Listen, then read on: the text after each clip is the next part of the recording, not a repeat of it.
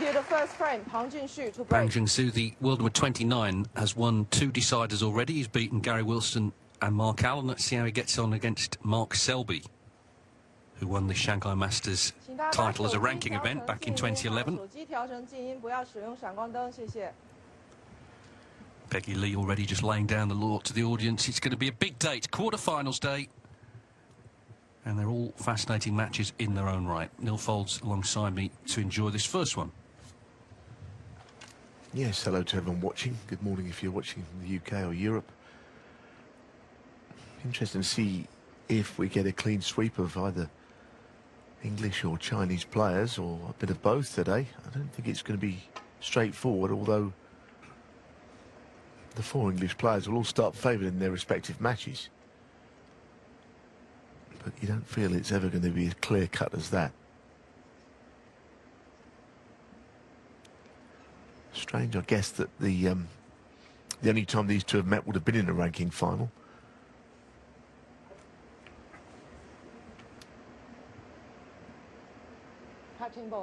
Yeah, that tournament, the WST Classic, it replaced the Turkish Masters, which was called off. So it was played in Leicester, obviously Mark Selby's home turf. And there was only an audience on the last day, so there was one for the final.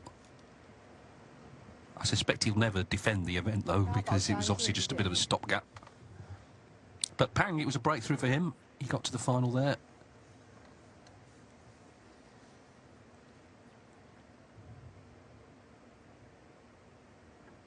He doesn't give much away emotionally, but he must have been buzzing last night after that win over Mark Allen, albeit in the end it was quite low in quality, but great excitement. Yeah, I mean, it was a match where Mark Allen made 2 centuries, but it kind of didn't feel as if it was that sort of performance, because he didn't allow himself to play with any fluency. The last frame, it looked like he was getting the upper hand. It was a really typical last frame, which saw many mistakes. But the last mistake was the one that ended up deciding who won, and it was Pang with an unmissable blue.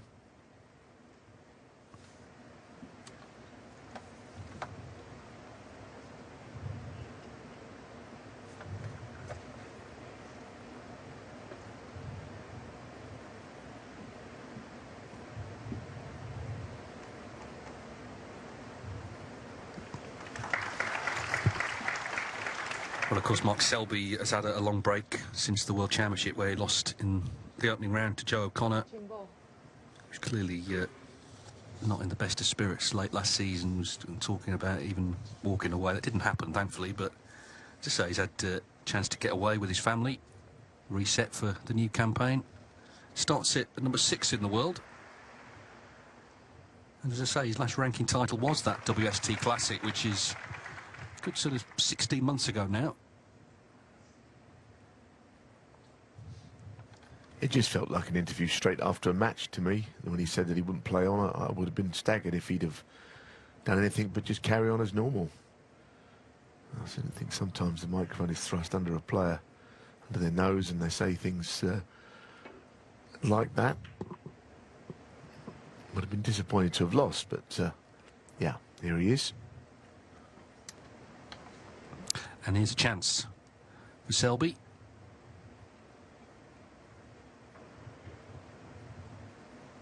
Did make a century yesterday. As I say, he was playing obviously the wild card, who had beaten Jack Jones, but you always sort of fancied Selby to have enough for him.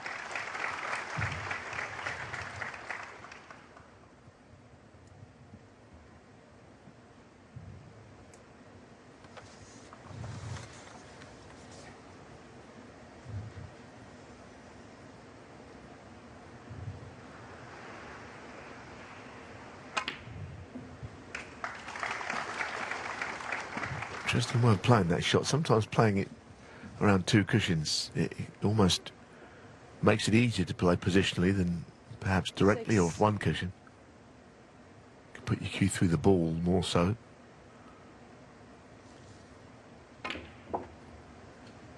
Seven. Well, he's going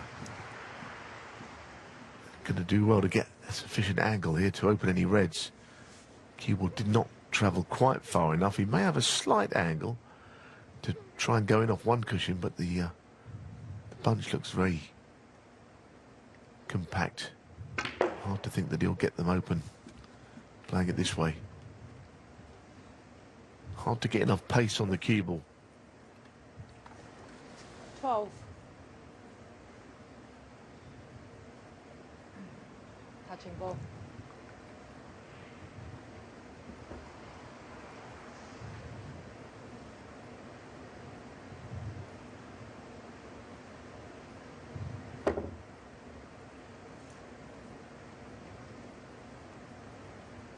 Mark Selby, 12.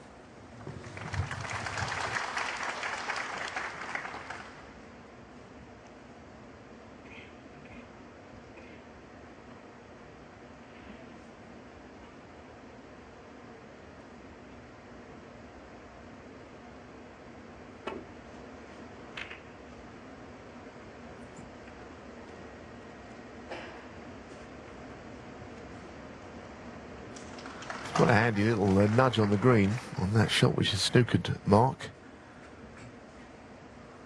Don't think there's a better player I've ever seen playing out of snookers than Selby. Seems to have all the answers.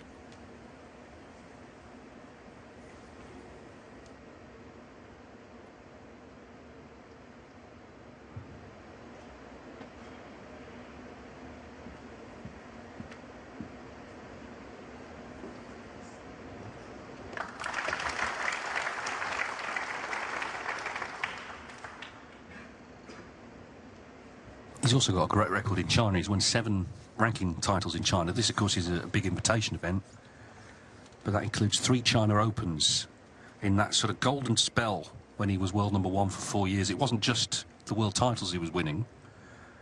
He very often seemed to come good in the big Chinese events as well. A couple of international championships in there also.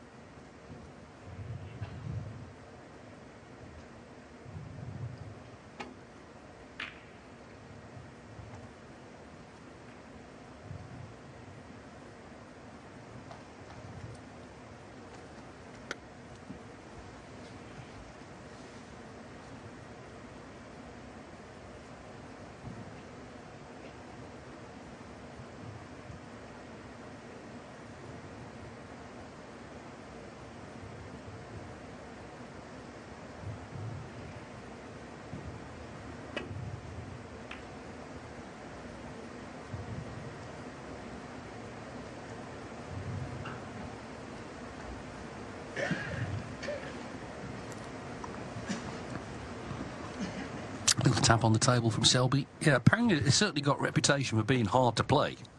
We've seen that really in the last few years since he emerged. Quite methodical. But Mark Selby seems to play any sort of game. We know he can attack, we know he can grind it out if he needs to.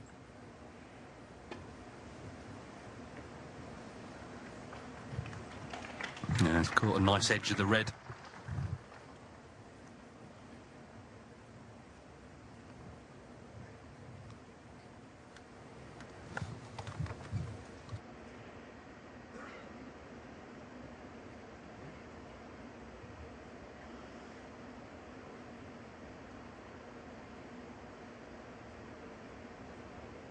Bang looking for a similar edge here. Very thin contact required.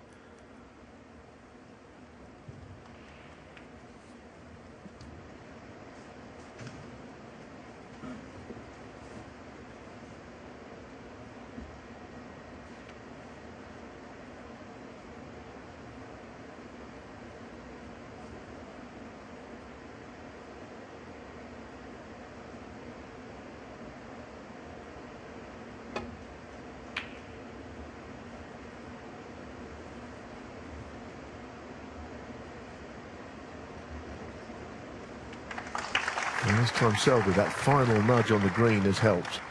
And there might be a path through between green and blue to some reds, but to get a thin edge of a red mightn't be all that easy.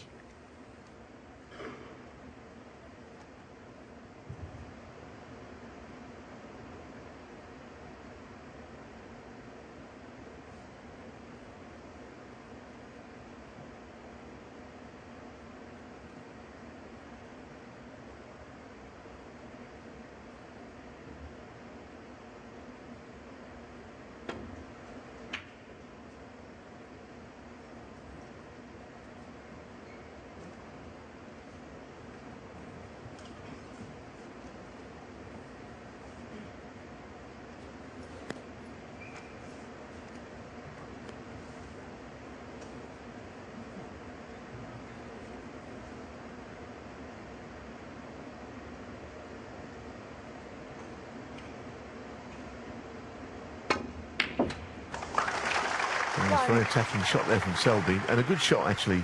He was always going to hit the other red, but the cue ball was being kind of steered back down the table. Be nice to think he might be a little bit more attacking this season if he was having the discussion as to whether he's going to carry on or not. If that all happened, then I think the one thing you can take out of it is that he probably needs to be a bit more enterprising in some of his shots, because I think he felt that there was a lot of fear in his own game. It became apparent that there was. He didn't have a very good season last campaign. There was good moments, but overall below his best.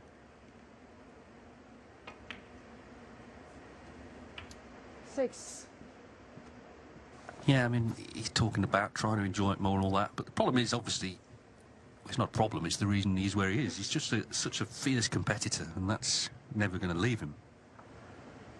Be interesting if he can get back to, you know, winning multiple titles. But ultimately, it's almost like if he was a boxer, it'd be a counter-puncher, you know. I think his natural way of playing is to feed off mistakes. Of course he can score, and he can get in, as we've seen in this frame, but I think with Selby, naturally, he likes to feed off errors made by his opponent. And he doesn't always make the first move, but when he does, and it all works, he can do all of it.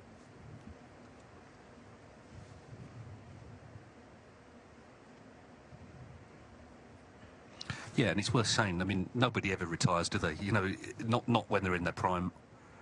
It's been their lives, all of these guys, from boyhood. And if you're earning, as he is, good money from it, I mean, over 400,000 last season, it's supposed to be a bad season. I suppose, why would you? Yeah, exactly. I never thought anything else, but he'd be back this season for these events. 18. I mean, the nearest thing to someone retiring somewhere near the top would have been Terry Griffiths, who had just dropped out the 16 in the world, and of course he retired, and then still, the way the rankings worked then, was able to play in the last qualifier the next season for the World Championships, and he won that and played at the Crucible again, despite basically having retired 12 months before. But the rankings do not work that way anymore, so that would never be possible now. 25.26. Now, that's not such a good positional shot. You wanted to be further to the left of this red with more speed on the cue ball, so now the cue ball naturally running away somewhat from the reds, and you'll have to play on the red that he's closest to with the cue ball.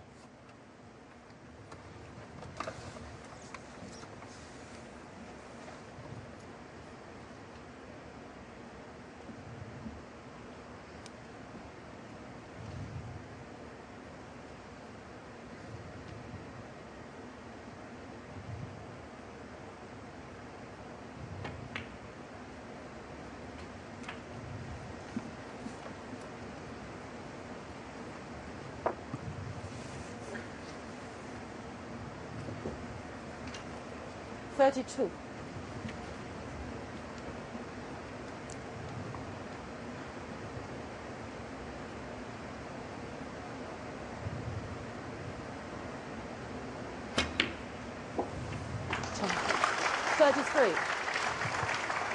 Well, he might be forced into playing the pink, despite playing on the blue. Blue is no good to him, can't get close to a red, so the pink is likely to be, unless he feels that he can't do anything much with this. He must be looking at other options than the blue. If he could get somewhere over that side of the table, maybe he's got a shot, but he's at sort of mid-range. A little bit more on that cue ball would have been a simple shot to land on a red from his next colour.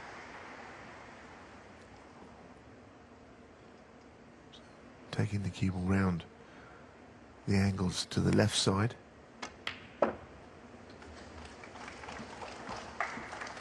Played it well.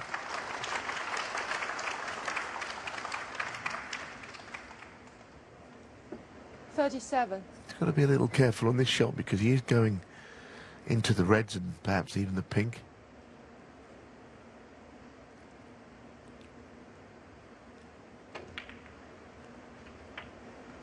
Judged very well. 38.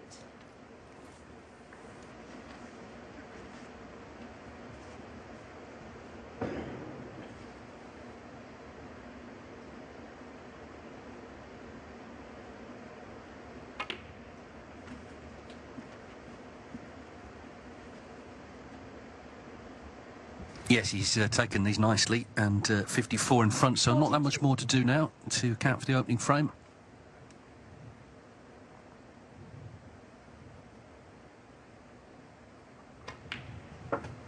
$43. I remember he came here to Shanghai 2002 for the China Open when he was a teenager, and he beat Ronnie O'Sullivan and Stephen Hendry that week. That was the first sign that, you know, he could be a threat to the elite players. And I also remember there, in between rounds, so in between beating those two, he went out into the Q zone that they had and was taking on the sort of Chinese fans and mixing with them and just enjoying being part of a big tournament. 49.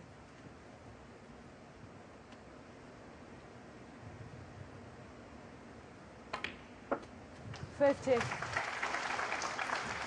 So this has been, in the end, a really good frame from Selby.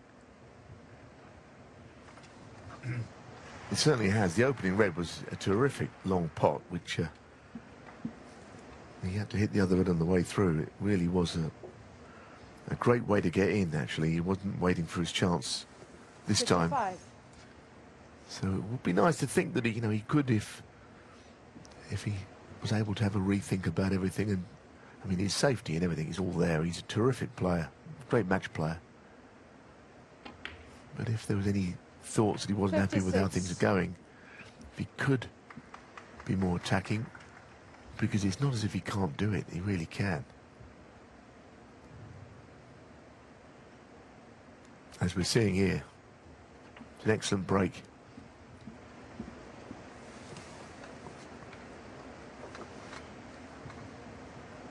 $62.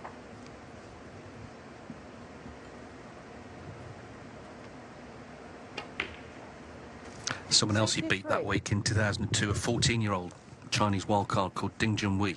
And he, of course, is up later against Ronnie O'Sullivan on this big day, quarterfinals day.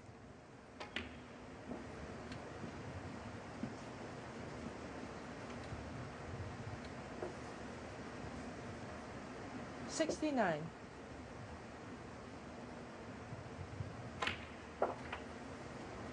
$70.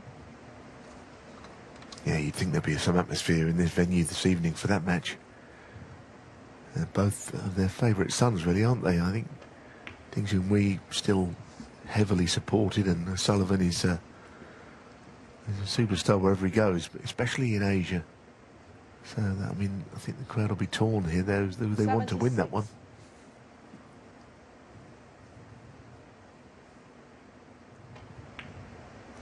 Yeah, it's going to be a competitive match and also a massive love-in. Ronnie loves Ding, Ding loves Ronnie, and the crowd love them both. So it's going to be a great occasion. But first things first, this is a terrific session to open up with, as Mark Selby attempts to make a century here.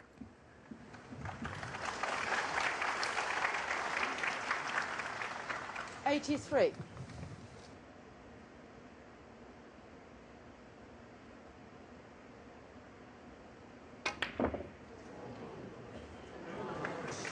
Well, the break ends at 83, but it's a fine start for Mark Selby, attempting to reach the semi-finals of the Shanghai Masters. He leads Pang. Enthusiastic so far. Of course, this was the first event back in China last year after the enforced absence because of the pandemic.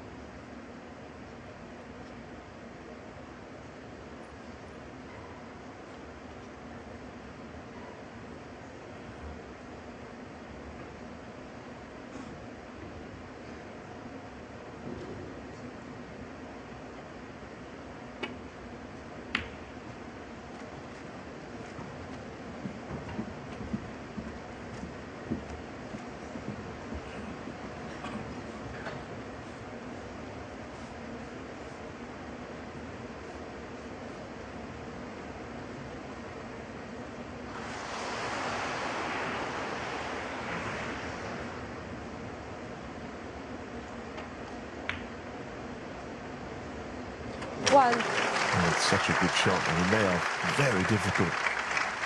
To roll them in from under the cushion rail at the angle of the pot.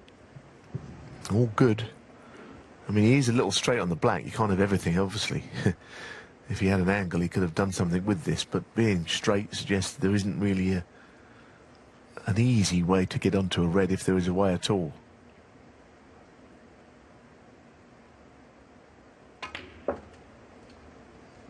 So that was the only downside to what was a very good opening red. 8.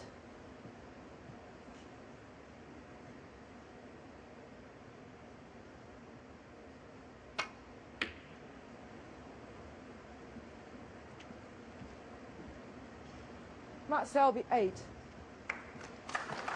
I'm sure Pang is hoping at some point to see a pot, but he's been frozen out at the moment.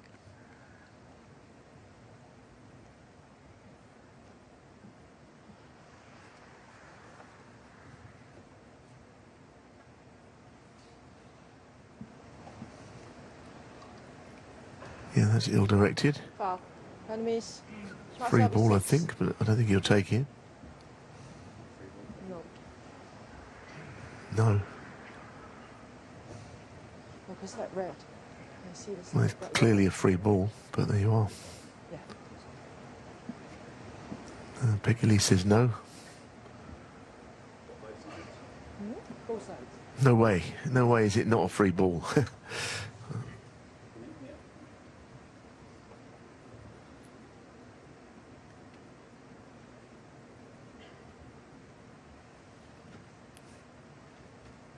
It's 8, to be honest. It's absolutely guaranteed to be a free ball, that. Beg your pardon, it is a free ball because the pink covers the side of the red. Yes. Yeah. Yeah. Yeah. But the pink covers this side. Yeah. It is. Yeah. Yeah, well, she's changed her mind. It is a free ball.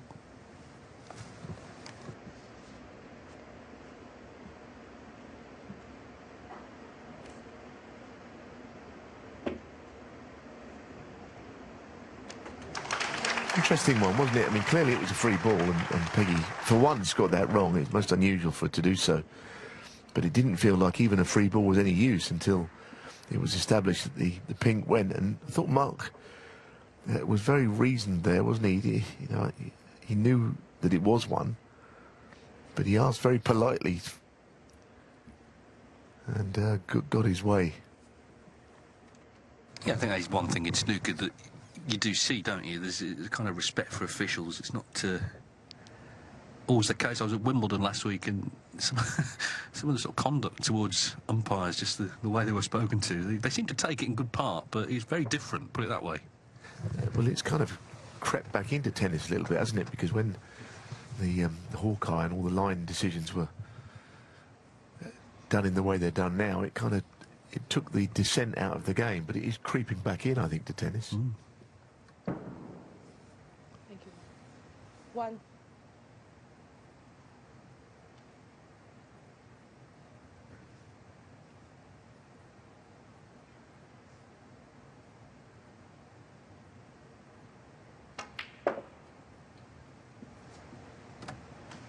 It's a shot that he plays so well, right, Selby. I mean, most of the players do that shot where you play a bulk colour, the brown usually, and just swing the cue ball round. There's a lot of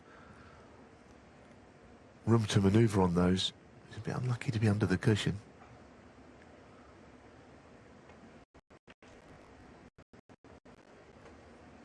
Six. This time he does have a nicer angle on the blue. First time in the match he's been on it perfectly.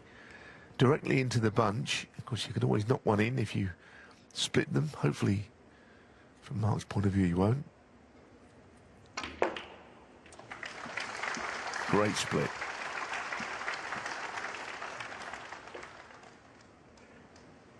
I don't know whether the two reds are easy to pot to the bottom left pocket, but as you can see, the pinks very much in play. If he has to play a different red, he's a bit unlucky that he's not on an easier one than this.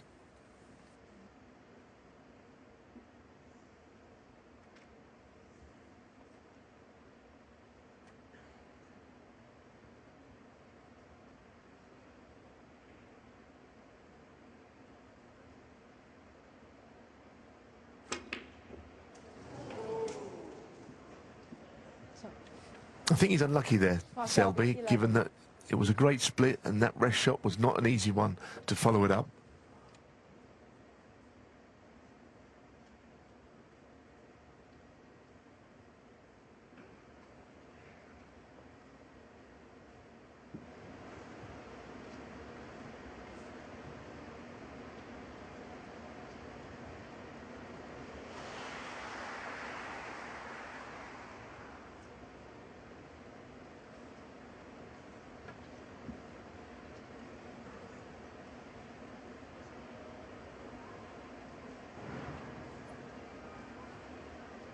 Well, that's not the dawn chorus, that's a phone going off.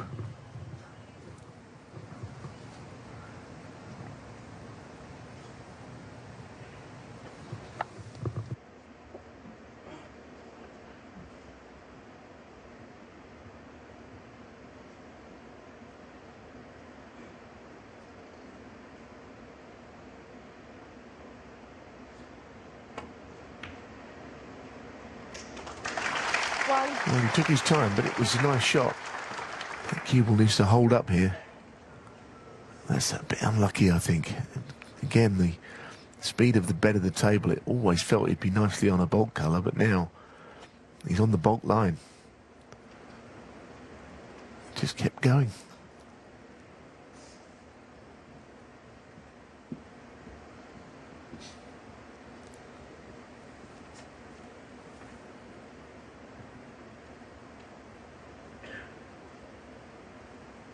Junxu, 1.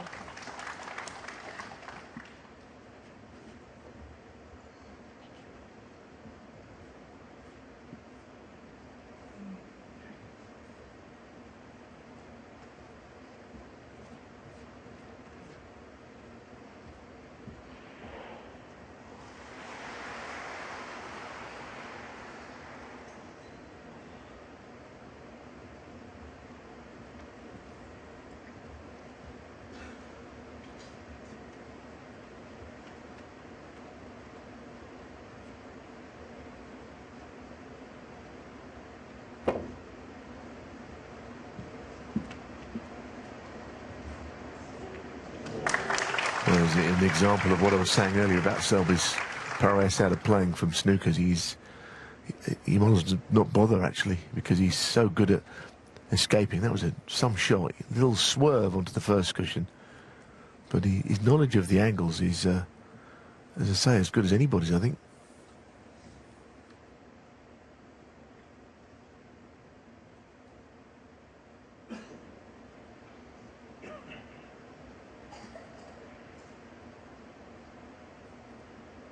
Shaun Murphy's won the opening frame against Zhou Yilong. He was well in front and he had him trapped in a nasty snooker. Tight behind the brown, reds everywhere. Murphy, of course, beat John Higgins yesterday.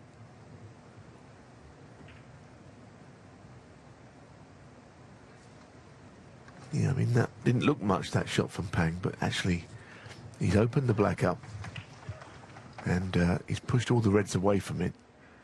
So Selby is in a spot of bother, because if you leave a chance from here, you'd assume that your opponent would make some from it. You can see reds, but not a thin edge very easily to get back down the table.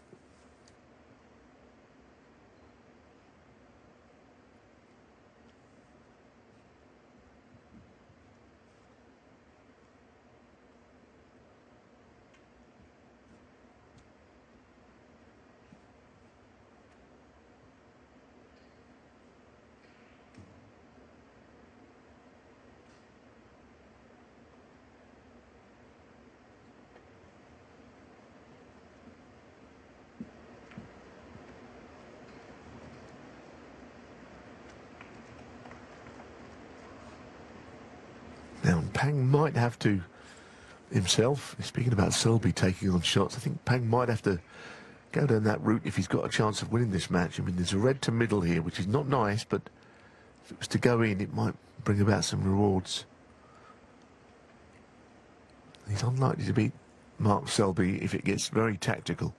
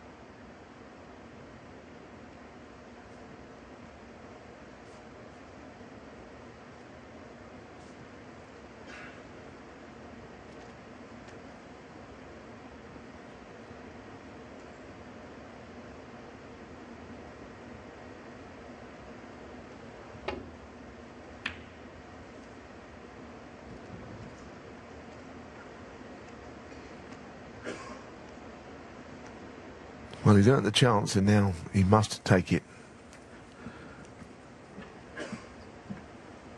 He's got to be able to reach this red, which is not. It's a bit of a stretch, but if it goes in, what an opportunity this is.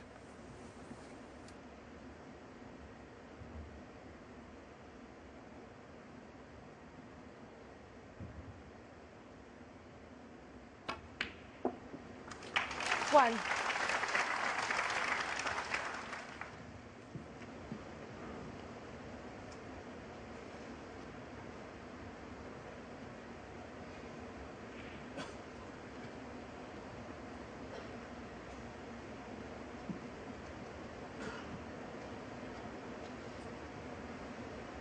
I think he's working out the best place to land the cue ball down the right channel here. It gives him plenty of options. Red's to left corner, left middle.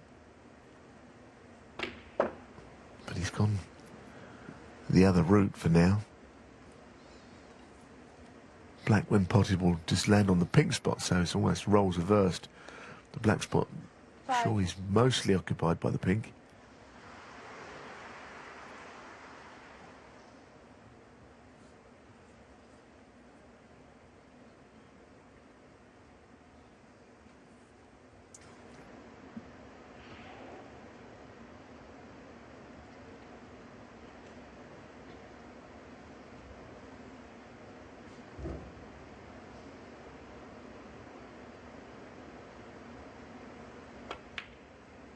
Six.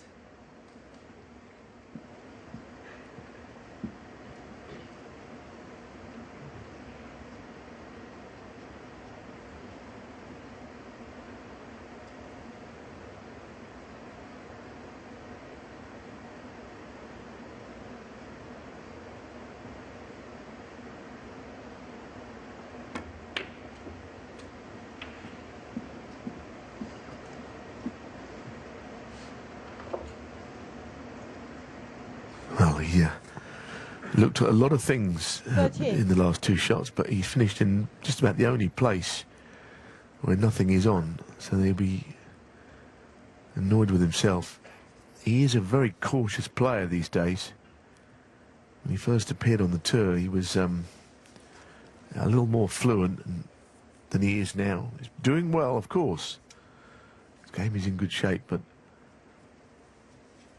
sometimes it doesn't really find his rhythm because he's looking at a lot of stuff between shots. Junxu, 13. Yeah, I mean, just 13 scored from what was a really good opportunity.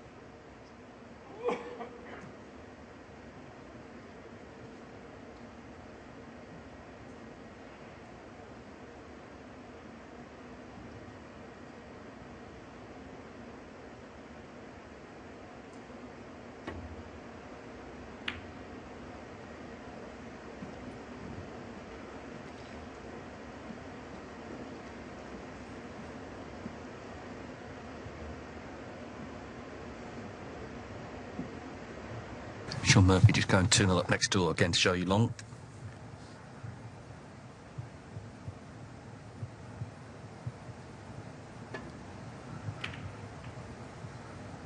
All those years ago, him and Selby would be playing in those junior events, Willie Thorne's. Selby was desperate for that cue ball to sort of come in behind the green there because the red has gone near to this right corner. So this is another chance for Pang.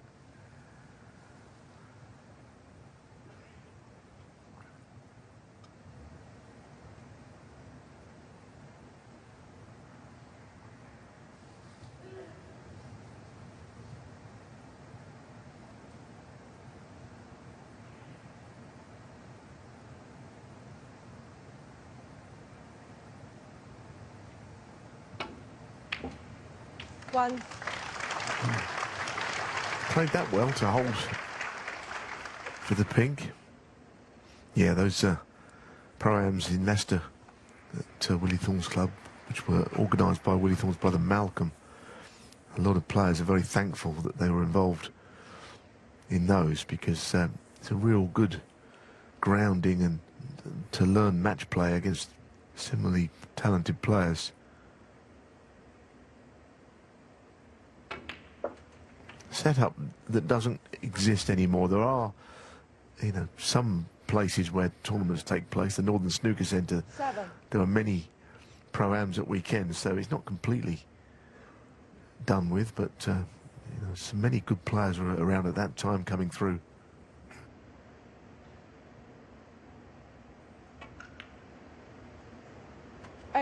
Yes, the most important component in any sporting career is opportunity. You need to have the opportunity to play.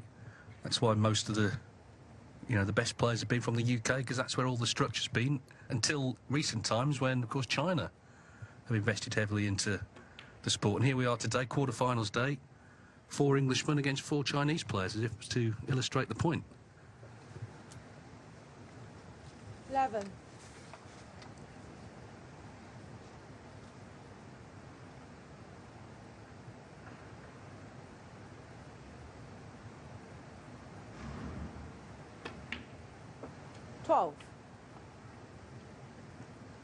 Well, it's his second good chance now, Pang, in this frame to put something together and try and get the match levelled. I think the points are going on, yeah, they've got to go on his score, not Selby's. Mark Selby's maybe too good to be given points, he's not actually scoring.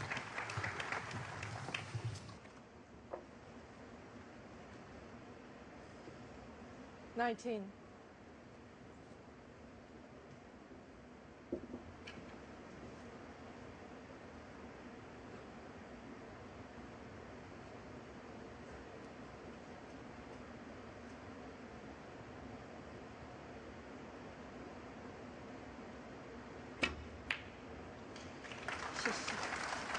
$20.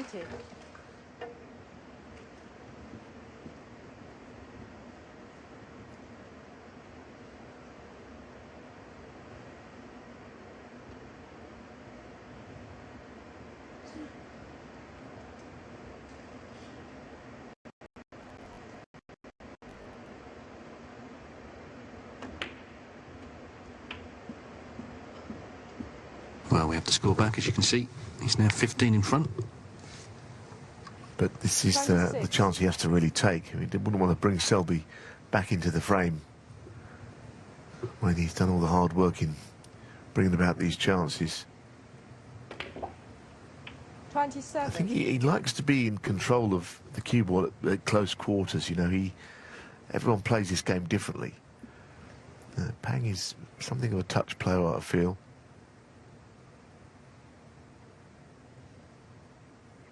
And he really wants to succeed. You know, the hours of practice he puts in. Everyone tells me it's you know, almost never off the table practicing on his own.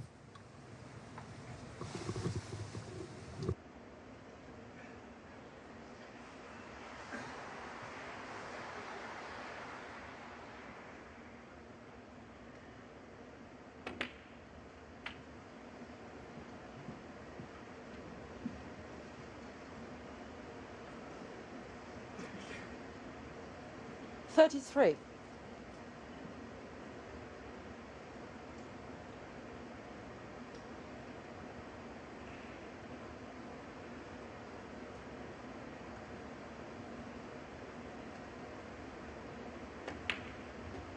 $34.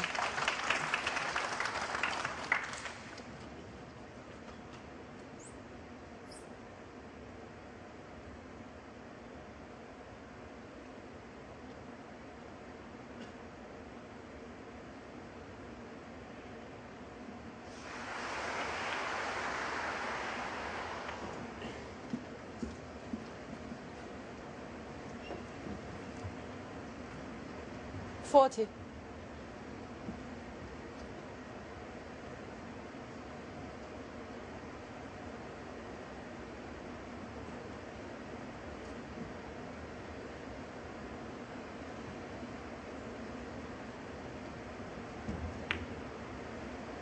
41.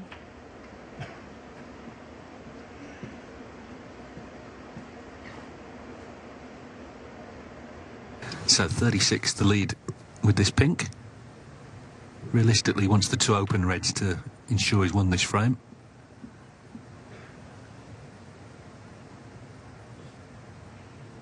$47.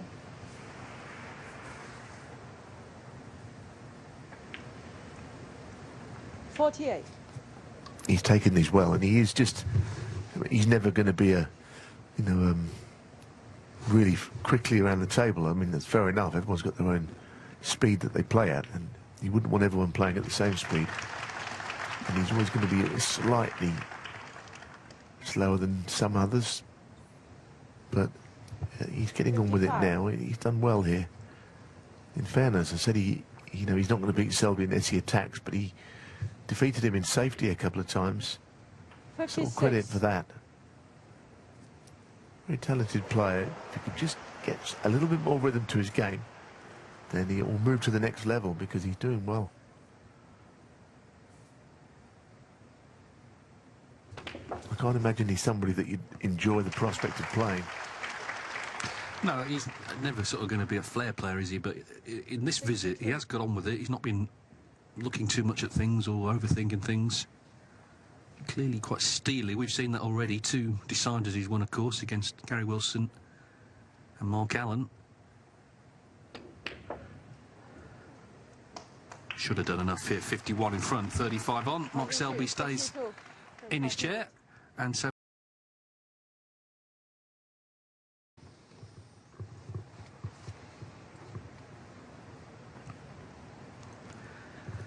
Pang on the scoreboard, 1 each here.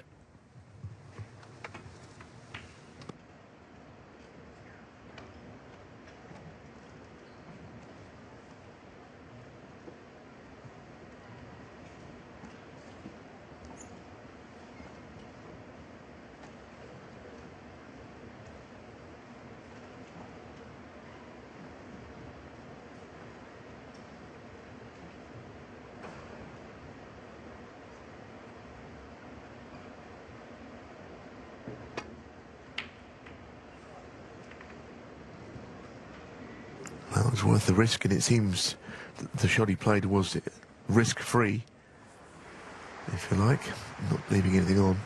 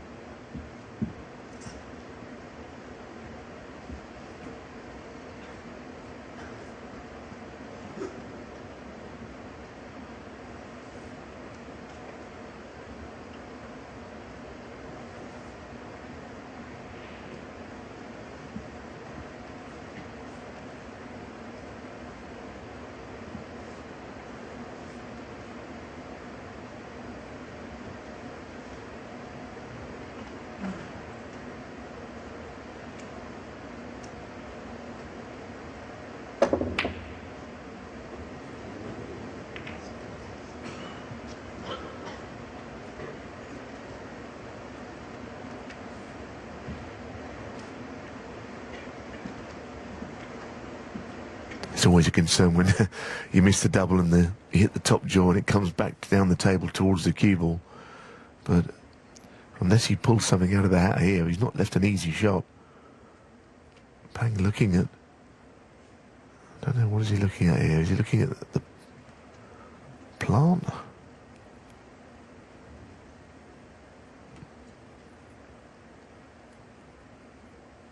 Wow, those two reds. I mean, they'd have to be set, and I'm not sure he can quite get to the potting angle. They don't seem to be in line either. So my eyes are gone, which is possible. Well, we're going to see if he's right here.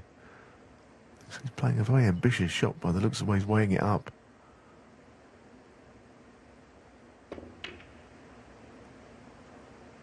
Oh, it was on. Brilliant. I mean,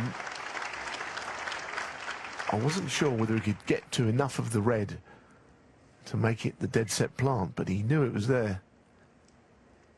I must say, I thought from looking at it, it was hitting the top cushion rather than going straight into the pocket, but it's given him this great chance now.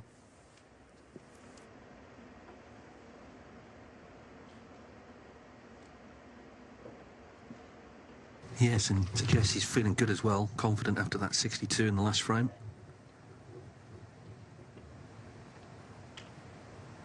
Of course, he's appeared the last 2 years at the Crucible. It's not easy to get through those qualifiers. You've got to win a couple of best of 19s. Of course, he took the Milkman, Robert Milkins to a decider, played O'Sullivan on his debut.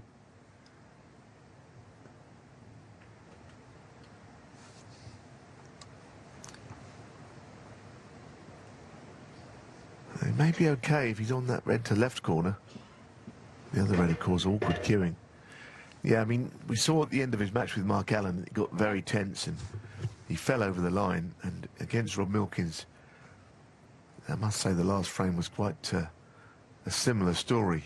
Balls missed, important ones under pressure.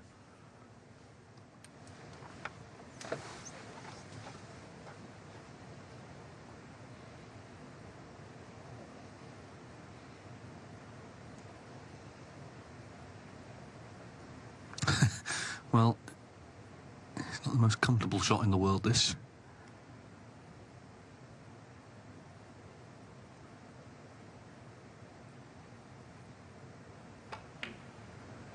Dead still, though, wasn't he, as he played it? You saw Peggy Lee looking right down at the floor there, and that's because you have to have part of your foot on the ground. Can't just climb up on the table. It would be a foul. I've never seen anyone make that foul before, however.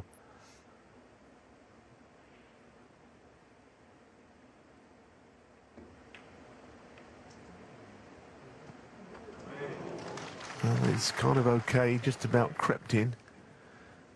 This is a bit of a queuing test, this next shot, though. See, this just falling off the top jaw, this one. 15.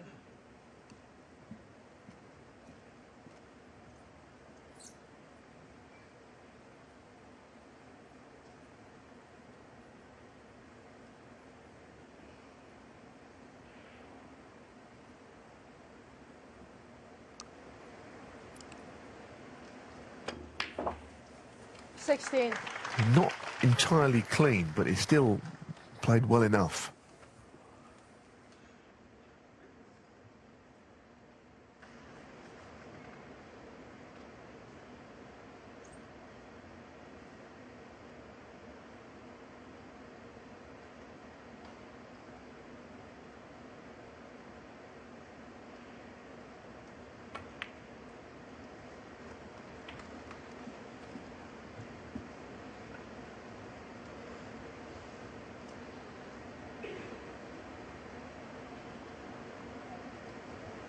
$23.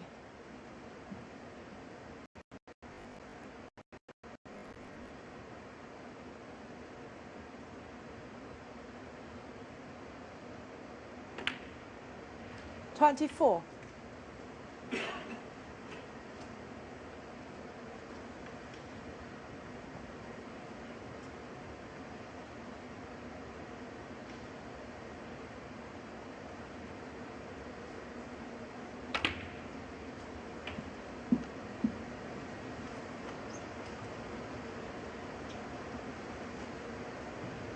31.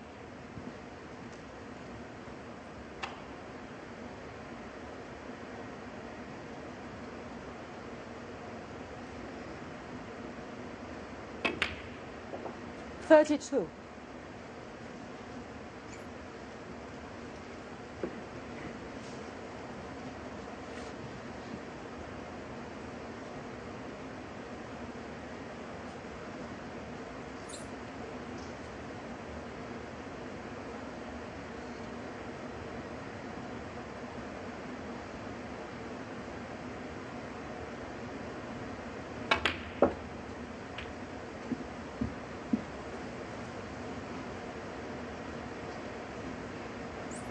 $39.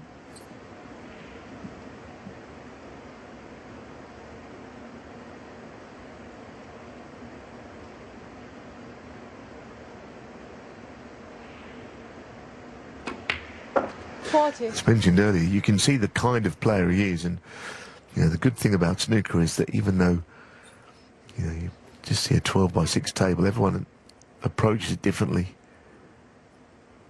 He's more of a touch player than most I've seen for a young player. You look at someone like a Jackson Page, who's big, long flowing, expansive cue action. Pang is a little shorter and more compact. Both young, talented players. 48. Yeah, he's definitely dangerous, isn't he? I mean, at times, we saw it yesterday, when it got close, he was sort of doubting himself and not sure what to do, but he was very decisive in this frame. He spied that plant. Didn't look guaranteed, but he weighed it up. That's how he got in, and he's still going. And Selby is sort of just, at the moment, a bit of a spectator. I reckon he's never played billiards before, but I'd suggest if he did, he'd be quite good at it, because he's got a nice, close control. I don't suppose he's got any time to play billiards. He's too busy practicing snooker all the time. But I think he'd be quite good at it if he did.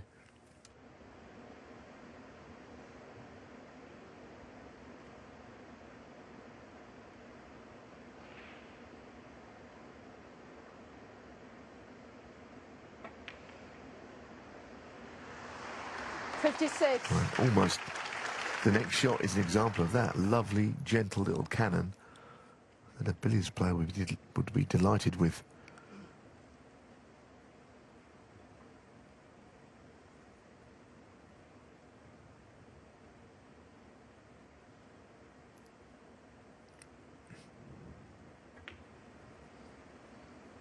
There's good stuff, this. We're seeing the best of him here.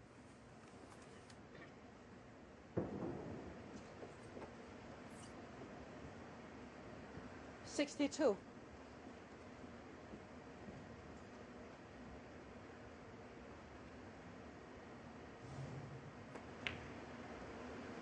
$63. Well, he needs another red after this black. There's a big break on here. Obviously, red's down in bulk, but first things first, secure the frame, which he's surely going to do.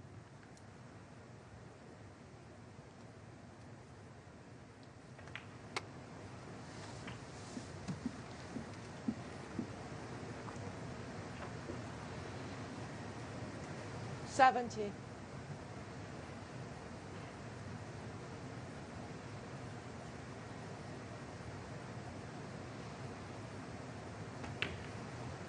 $71. Applause for frame ball, and indeed for the quality of this break, which began with that plan. Had a couple of early hurdles to get over, but he's kept it going well. He's got on with it as well. He's been decisive. Suggests he's feeling good. And up for the big challenge here against Mark Selby.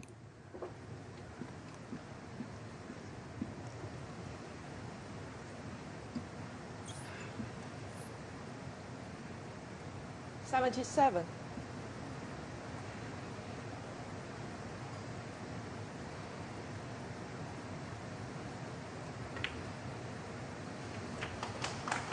$78.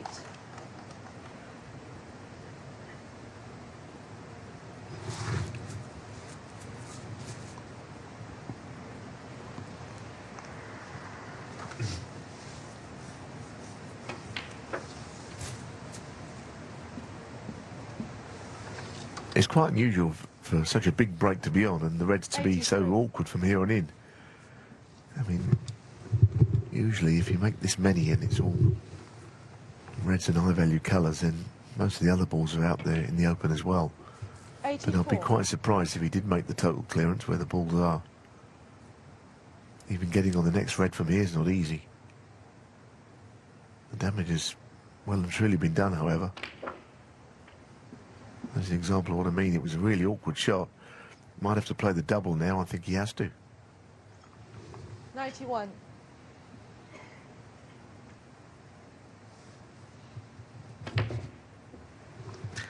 Well, it was a terrific break. 91 from Pang Junxu. So Mark Selby dominated the first frame, but since then, Pang has dominated the match. He leads 2-1.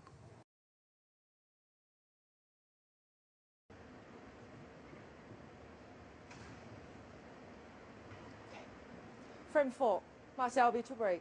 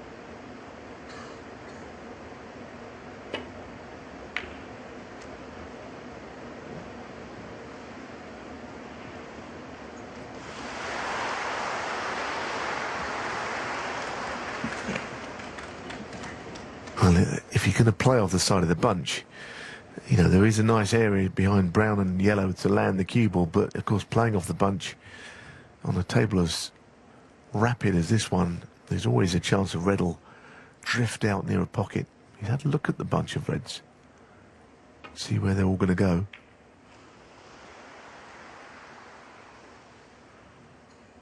Such a difficult shot to play off the pack.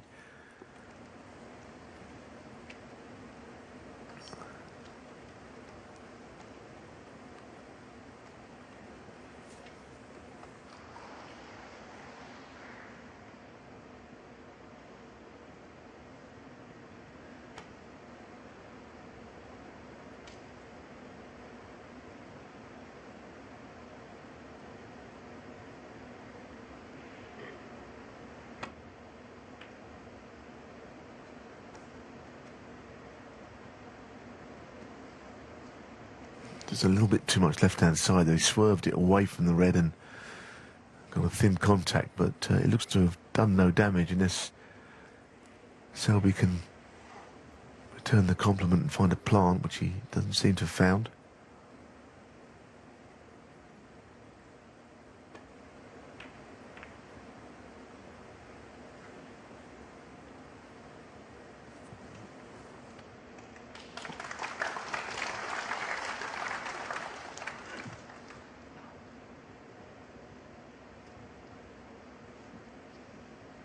Well, he's only 2-1 down, Selby, but it's just the way Pang's won these two frames. We'll just give him a little pause for thought.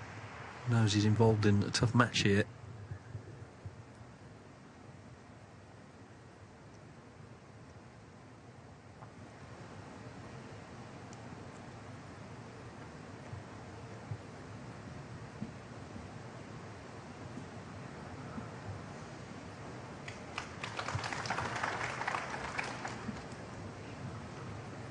Mark Selby did win the Championship League last year, the invitation version last season, so being the champion of champions, he said you know, his sort of approach this season is to pick and choose, but the point is you want to be in most of the big tournaments. You know, there's not many you want to miss.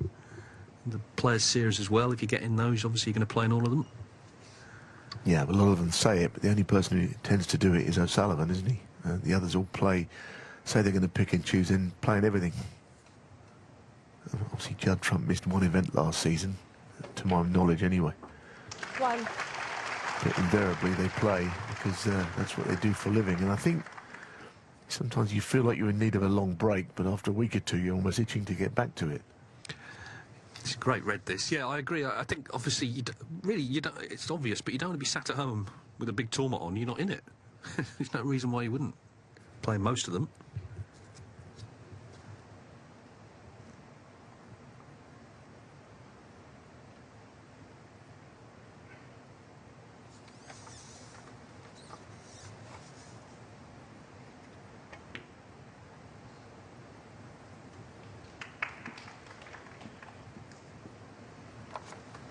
Sounded a bit like a heavy contact, that.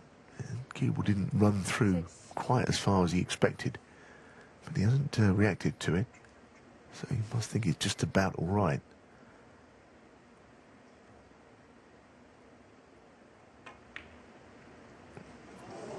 Too much cannon on his mind. Selby 6. He was all about getting the cannon right there, and that was divided concentration. He forgot the pot.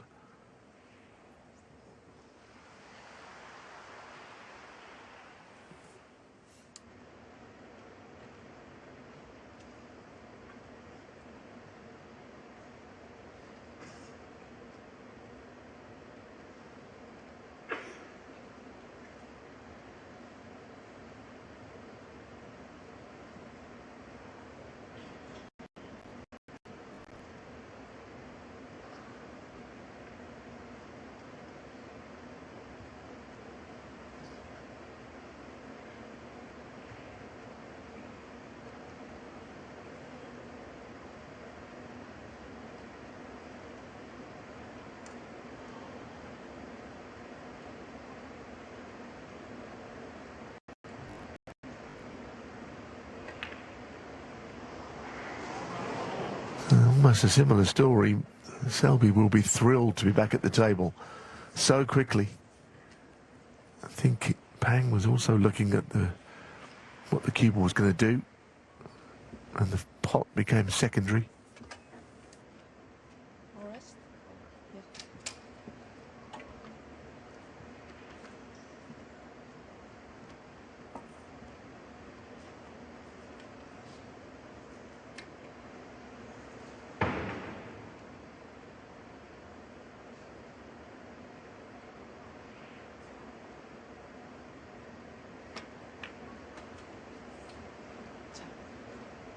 One.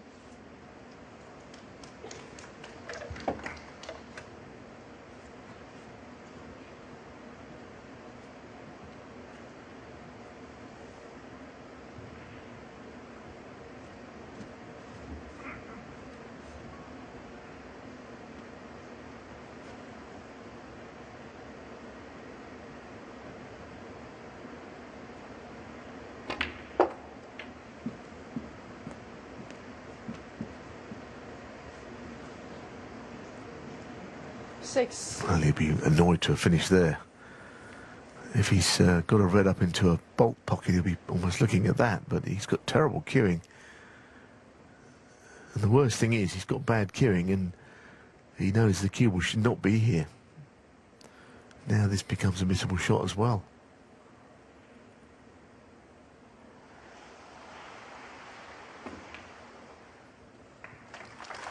Good recovery.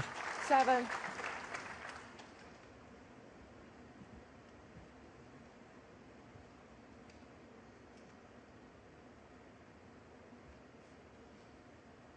...2011 was the year he won this title. He beat Mott Williams in a very, very dramatic final, because it was a ranking event then. 9-7 down snooker, played a kind of hit and hope really out the snooker, and it wasn't immediately clear which ball he'd hit, but the problem in a way was he hadn't left a pot on. So he got a bit of fortune and eventually won 10-9.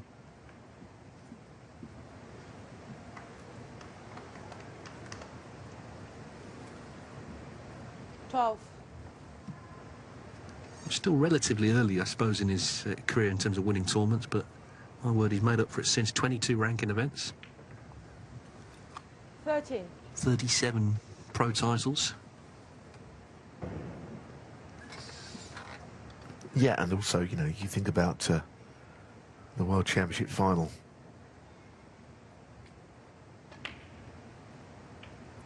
Where he lost to Luca Bracel. You know, I think a lot of circumstances came together for him to lose that match. Firstly, Bracel was brilliant and deserved it. You know, he's a worthy champion. But you know, Selby's semi-final against Mark Allen was grueling, long. 21.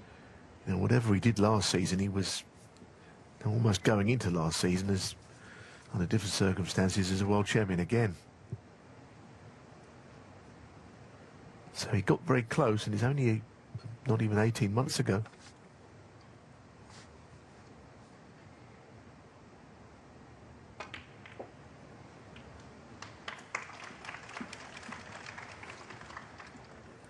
Good shot. The other thing about the World Championships is it does take a lot out of a player. I mean, Selby didn't quite come back at the start of last season all that well, I felt. You look at Luca's season, really poor one, let's be honest. And already the two finalists from Sheffield have not exactly done well this week, have they?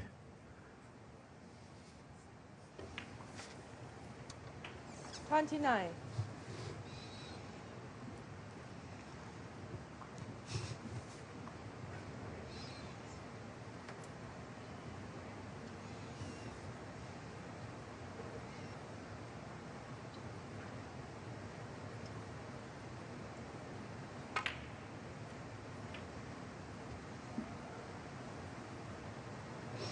Well, he was largely shut out for 2 frames, but Mark Selby 36. doing what he does here, just sticking to his task.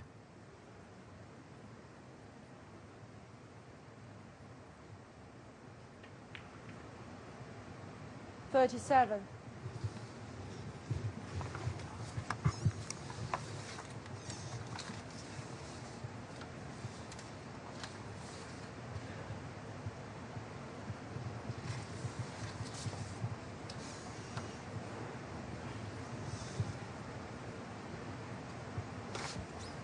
Yeah, he's got a bit more to do, hasn't he, from here, though?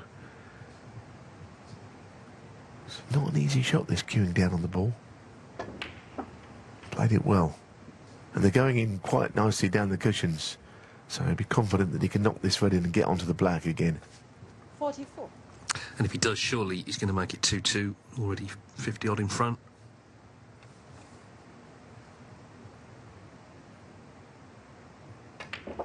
$45.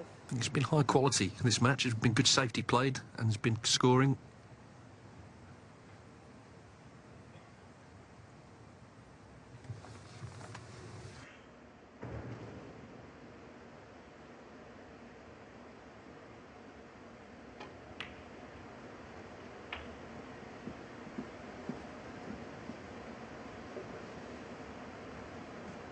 $52.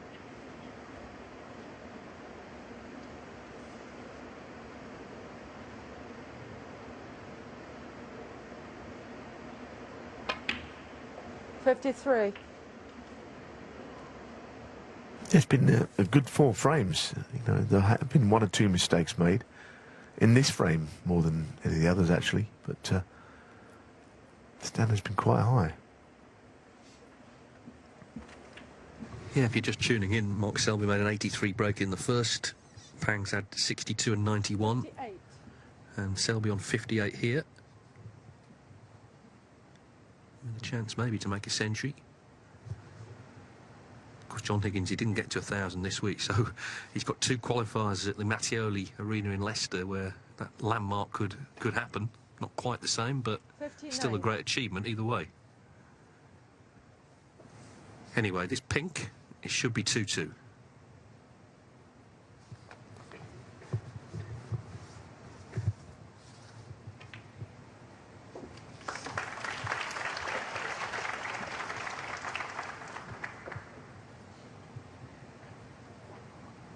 $65.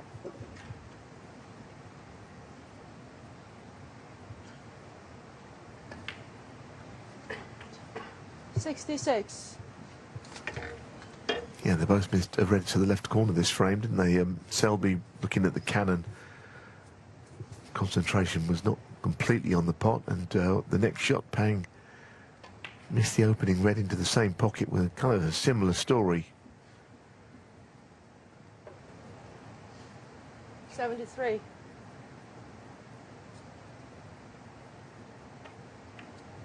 $74.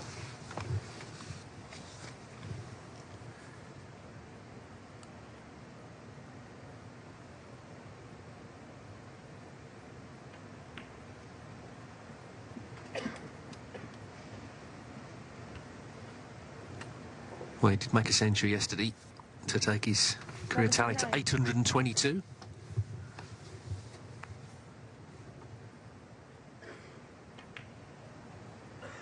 $80.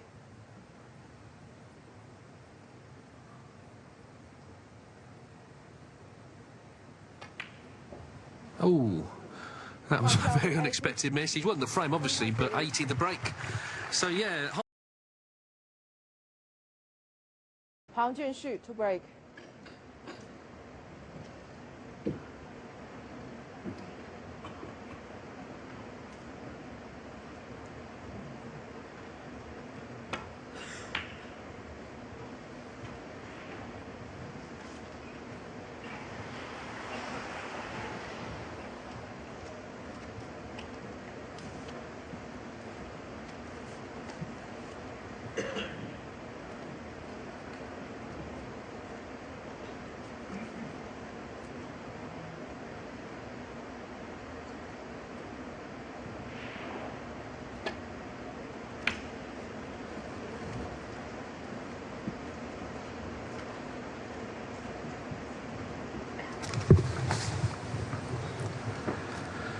Well, we're just underway again between Mark Selby and Pang Junxu. 2-2, set up nicely. It's been good stuff between these two. Some heavy scoring, some good safety as well. Best of 11 to reach the semi-finals here in Shanghai. And the winner plays Shaw Murphy or Zhou Yulong. That's 3-1 to Murphy. They are resuming as well on table 2. That's live on Discovery Plus. Later on, we've got Judd Trump against Si Jiahui, and the big match on table 1, which we'll have live for you, Ronnie O'Sullivan against Ding Junhui. And they haven't played in China against each other for 15 years. It was this tournament, Shanghai Masters, in 2009. So that's going to be a massive occasion, clearly. Yeah, I couldn't believe it when you said that yesterday, actually, Dave, because I can think of an awful lot of matches they've played since then elsewhere, mostly in the UK. Not only that, in the UK Championship as well. So, yeah, it's going to be a difficult one for the fans to choose, but I think it's a pretty hot ticket here in this venue tonight.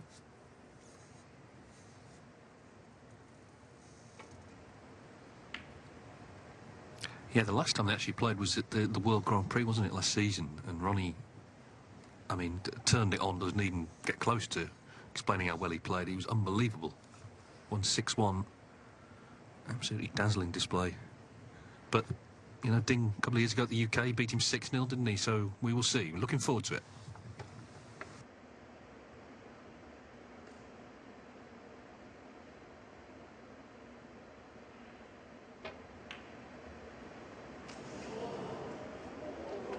Foul. Yeah, well, he got close to the red, but he seems not close enough to make it easy to pot, even with ball in hand now.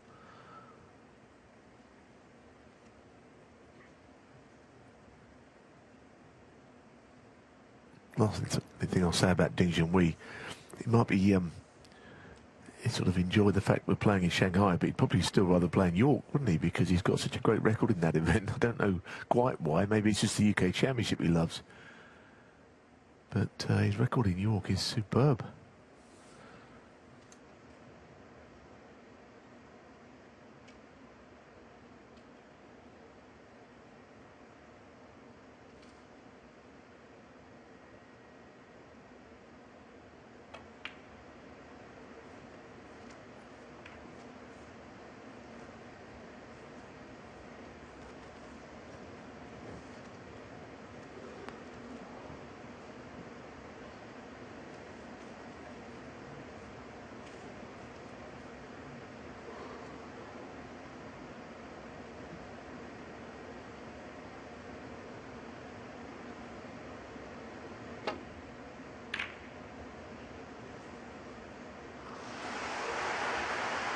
Yeah, once again, playing off the side of the bunch, it can be problematic. You know, ball can go close to a pocket. Well, he's got the cue ball in such a place that he would have been unlucky to leave one.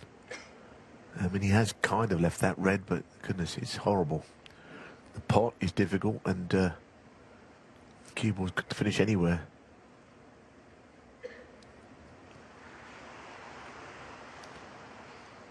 Yeah, you're not playing it, you're just dropping onto the left-hand red.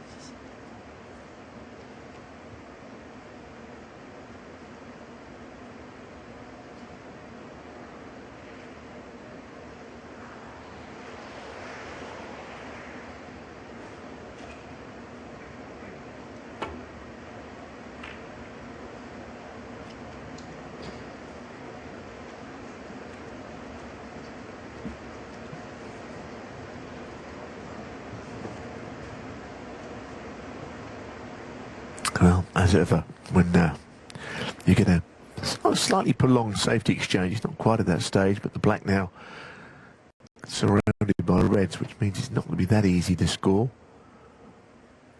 Just creeping further down the table, those reds, aren't they, over towards the black spot.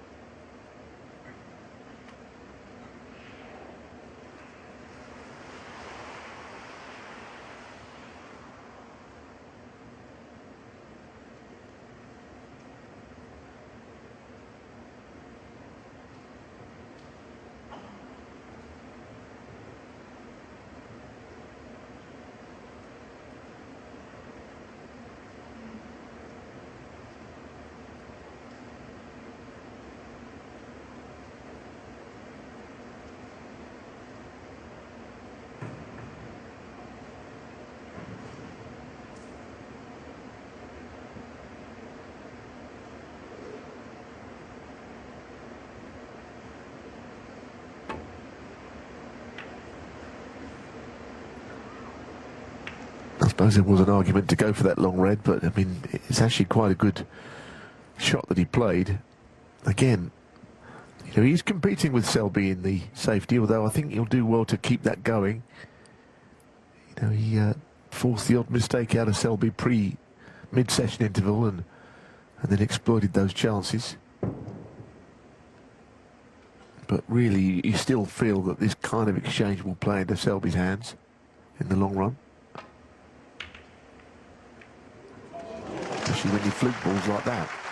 That was quite an attacking option from Selby. Really went into those reds with a thick contact. I mean, an argument, more than one red could have gone in there.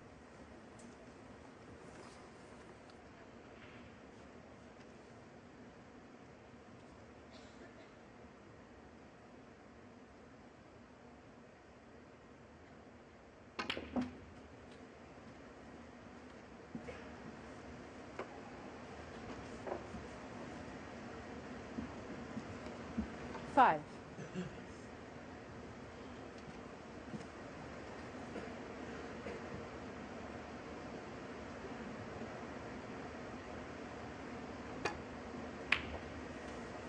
Six.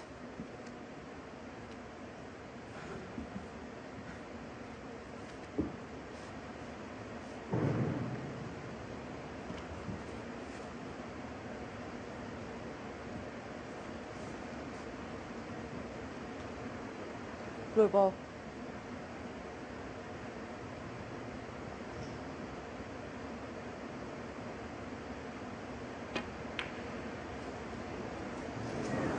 Yeah, it wasn't a very easy shot, was it? Because he was faced with Selby 6. slightly awkward cueing. He also wanted to avoid hitting a bulk colour, and you can miss those, as you saw there.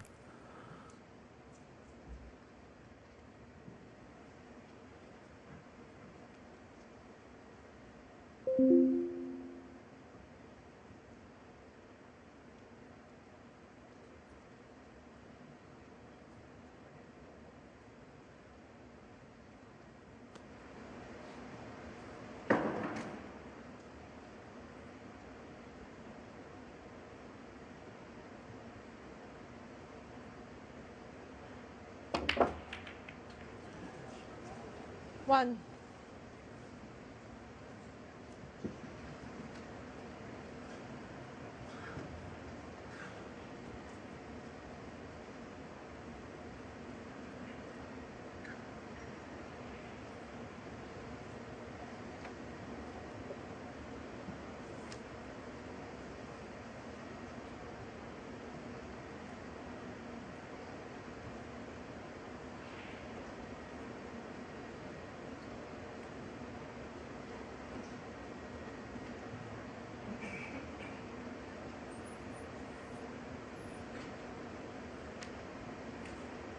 There's really not much here that he can do. The options are thin on the ground.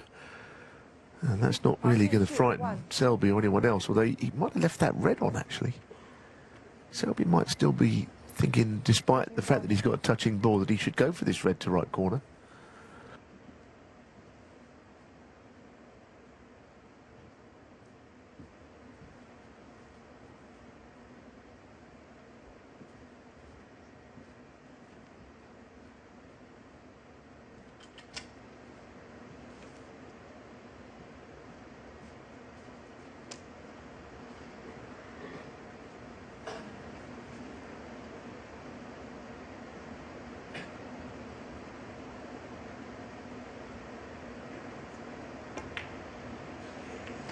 One.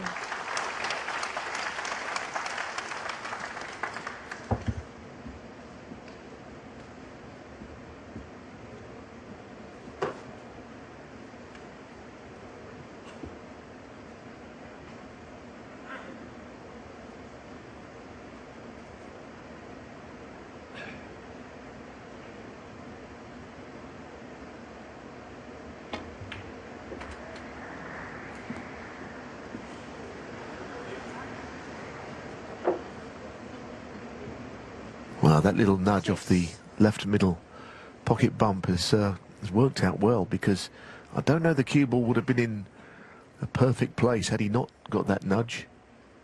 And all of a sudden now it is laid out. A strange exchange that, wasn't it, from Junxu, because he was in a bit of trouble. I don't know quite what he could have done when he was on that black, but he was happy to just leave the red on. Maybe there was nothing else he could do. It's one of those situations where he basically had seemingly no shot. No, I mean, you made the point. He practices all day long, but he won't have practiced that scenario, I'm sure. So he just had to try and do something, but there weren't many options. Could be very costly.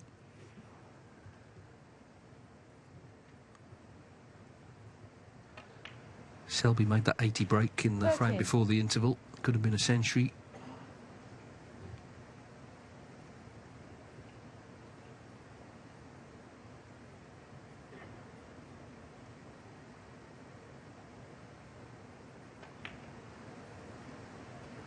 Ooh, and that pink has stayed out. Wow. 13.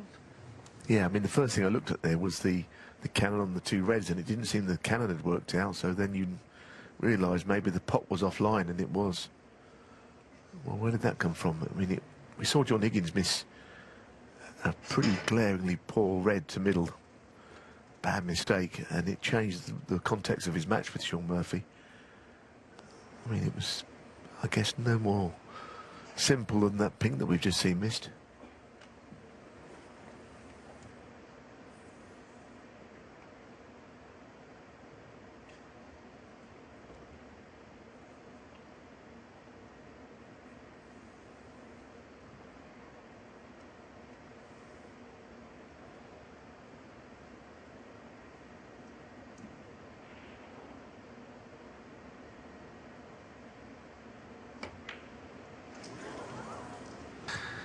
Well, he had all the long stuff out there, didn't he? But in the end, he missed it by some distance.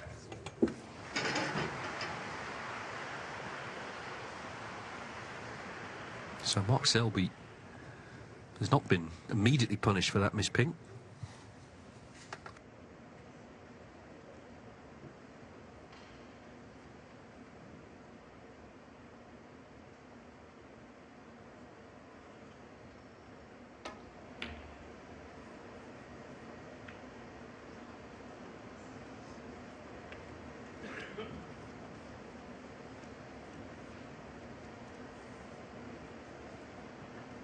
Well, Sean Murphy has just made a clearance to steal the 5th frame on the black against Zhou Yilong. So 4-1, big moments on table 2. 4-1 to Murphy.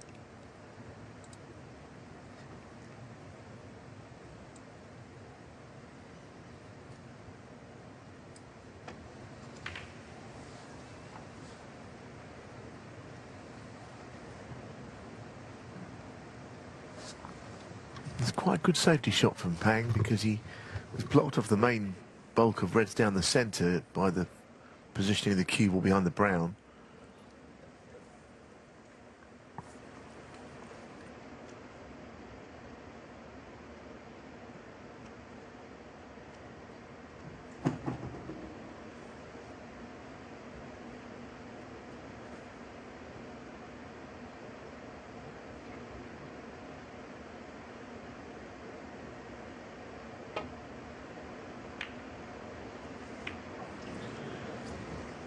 Well, once again, Pang did win that safety exchange.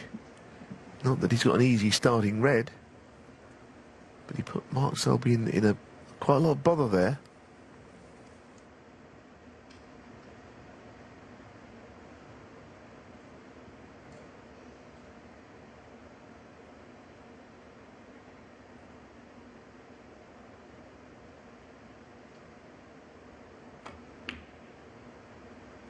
It's a really nice shot, and he's really well played. It's never a nice angle on a red, because you know that if you put too much bottom on the cue ball, your cue ball is heading towards the right middle. So you've got to control it and not miss the potting angle. Beautiful shot. I don't think there's a player that would ever like a shot of that kind. Can he get onto a red from this blue?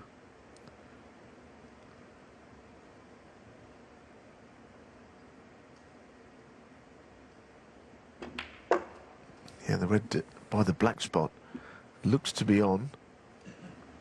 Clearly the one to the left of it is also there.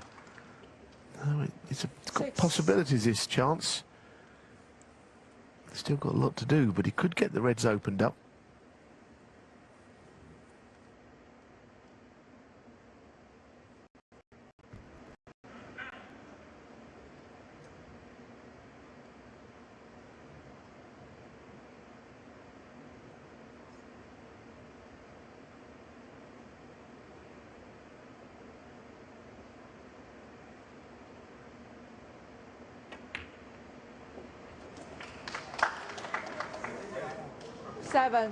Well, hitting the bump has actually done him no favours, because now the angle on the blue is not there.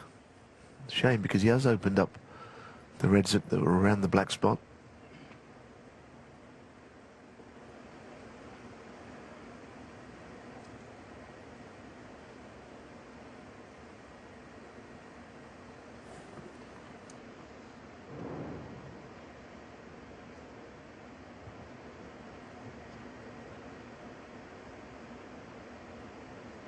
Oh, this is a big shot to play, goodness. Brown ball. It's brown. This is an attacking shot. It's much more difficult than the blue, of course.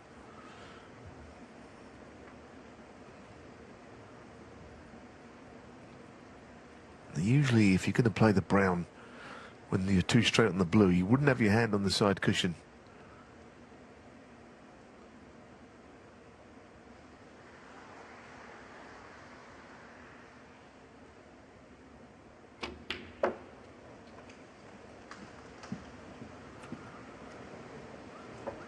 Well, there you are. It was quite ill-directed. It was a good pot, but he didn't mean to play directly down, or certainly off the one cushion. Didn't expect to see him going off into the right corner there, of all the things that could have happened.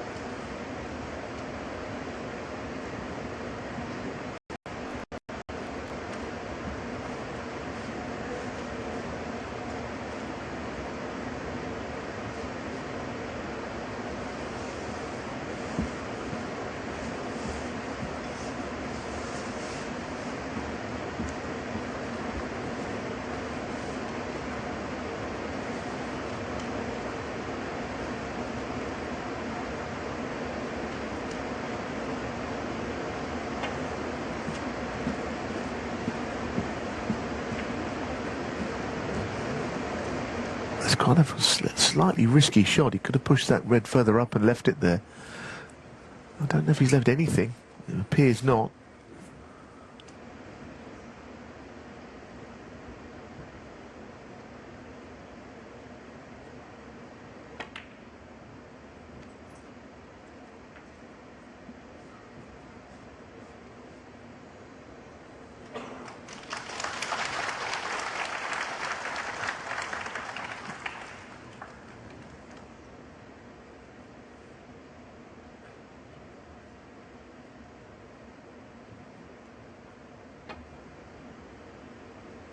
Foul. And miss. Junxu, 4.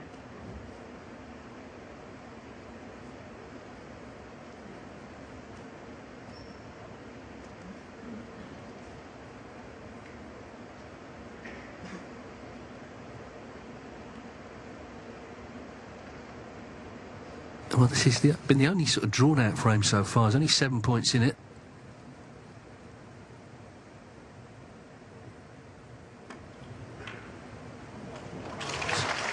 Really good pot from Pang, but there's the colours not favourable down there. No, he either wanted the cue ball to stop and be on the green, or to go a little bit further to play yellow. I don't know if he can get to the yellow to pot it. He'd love to have an angle to get on to one of the reds to the left corner. It looks like he's going to have to play the snooker, but as we say, you'd expect the escapologist Selby to find a way of not leaving anything from it, whatever he puts him in. There's got to be a snooker out there that Selby can't get out of. But it doesn't come up very often. And this is not going to be it either. He can get to the right cushion.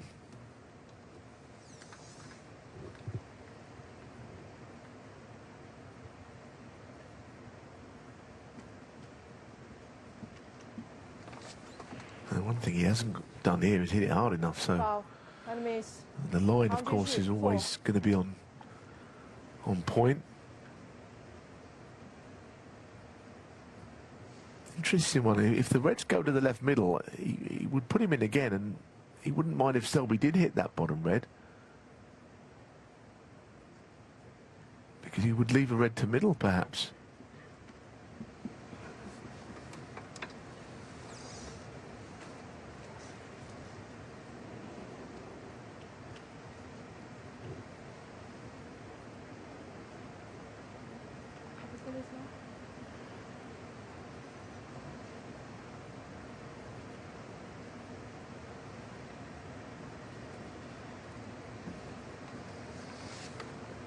Yeah, it's going a different way, interestingly, because of that very reason, that all of a sudden he realised the reds to the middle went.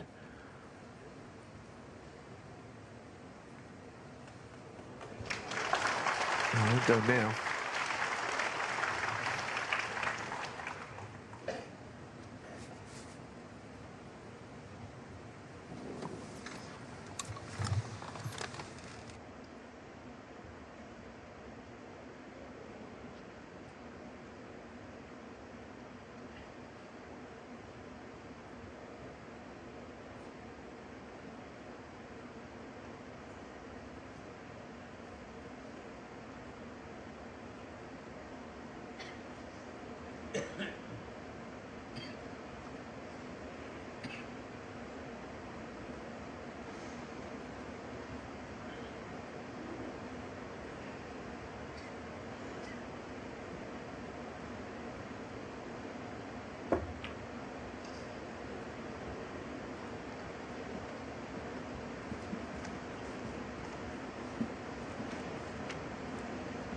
Well, every frame counts the same, of course. This is due to be a lengthy one. It's been quite rapid, really, so far. Breaks in all the first 4 frames.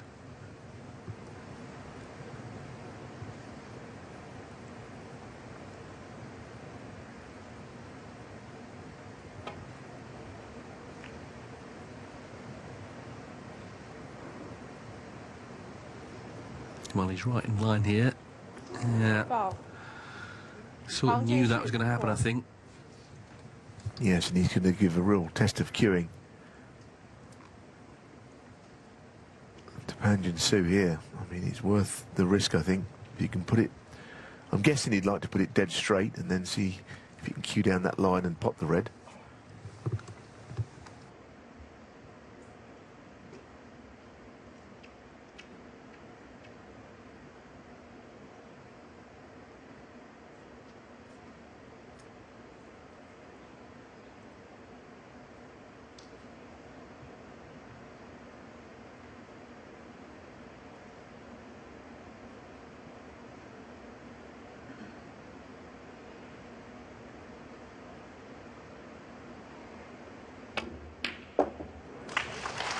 Beautiful shot. He didn't put it straight and hold for the black, which I thought he would.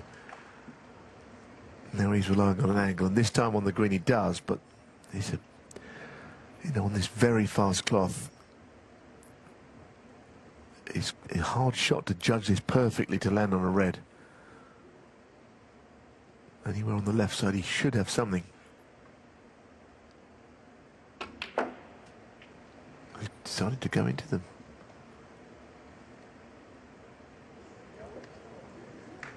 Well, I don't know how he's not hit a ball there. I mean, he's gone right into the reds and missed them all. Perfect now, by luck. 5. That was amazing. I don't know why he didn't play on that red in the first place.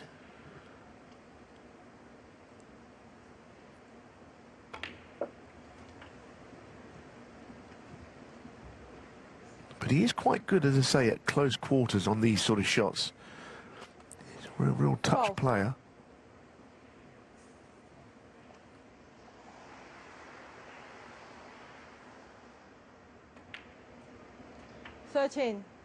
And of all the players on the tour from China that we see up, and Ding Junxu is a wonderful touch player, positional player, cue ball control. Pang is kind of more similar to Ding than one or two of the other players we see coming through.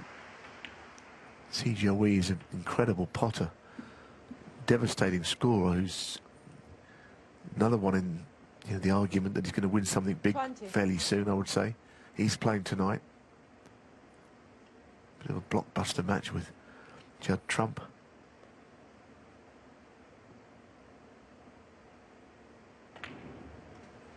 $21.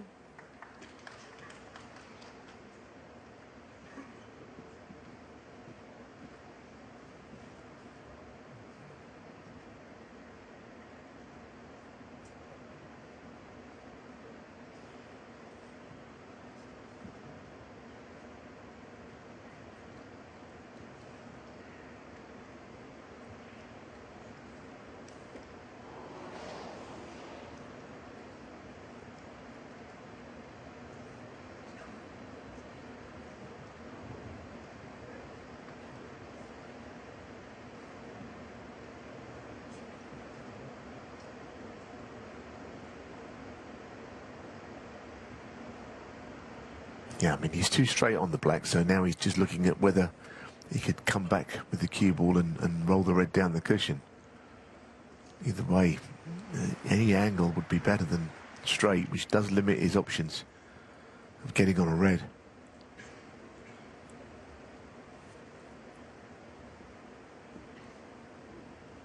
It's one of these situations where the longer you look at this, you realise there's nothing new is going to come up in the way of options here.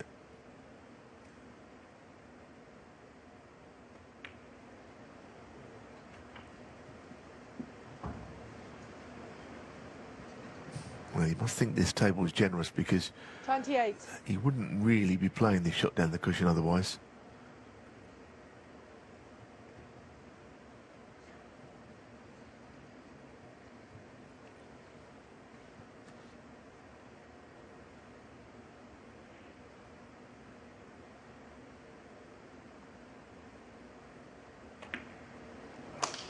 Well, it is generous. 29.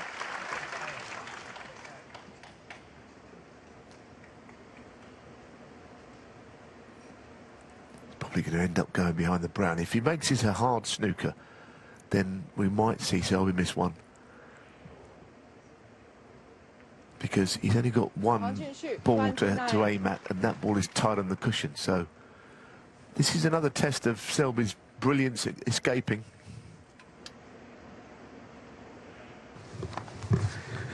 Well, he's 31 behind, yeah, so were he to miss, he could only tie.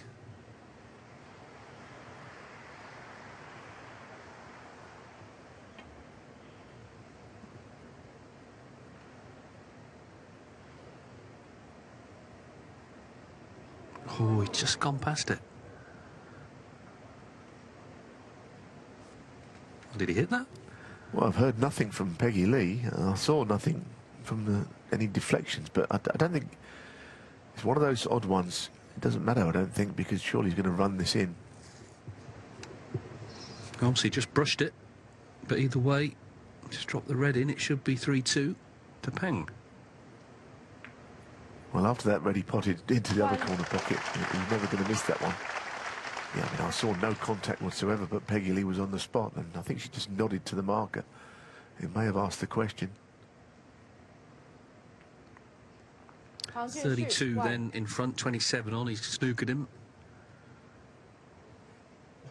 Peng is proving, and it's what he is, we kind of know he is, stubborn here, and that's what you've got to be, of course.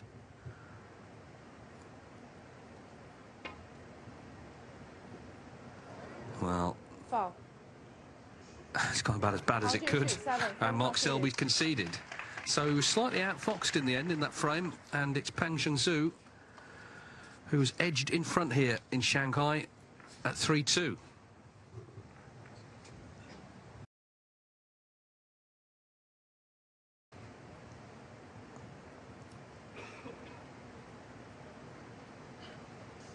Frame 6. Mark Selby to break.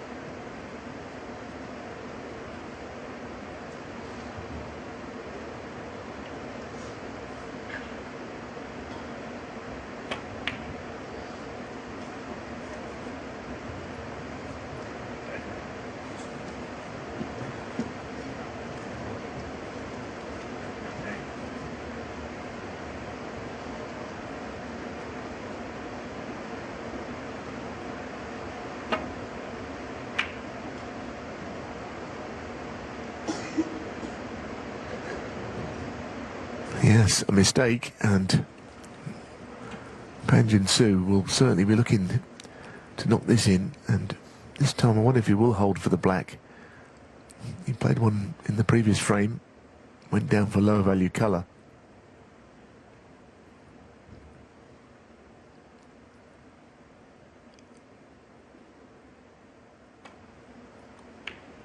Nice shot. I think it was the right shot this time to play, to hold for the black.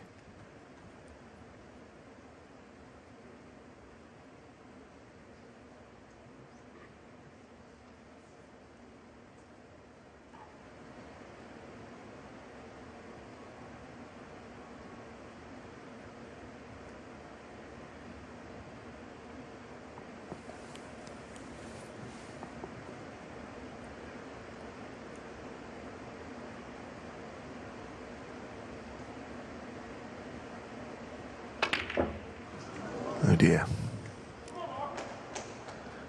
Junxu, 1. There was a red directly above the black, which kind of made it, whatever he did play, it was going to be awkward. He tried to push that red into the bunch. And of course what happens is, again, your mind isn't always entirely fixed on the pot.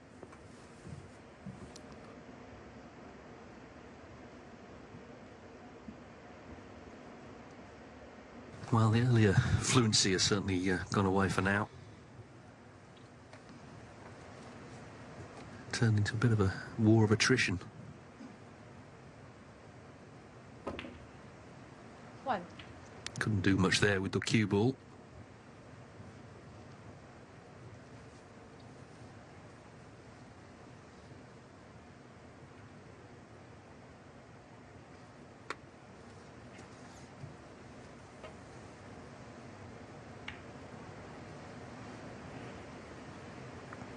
Selby, 1.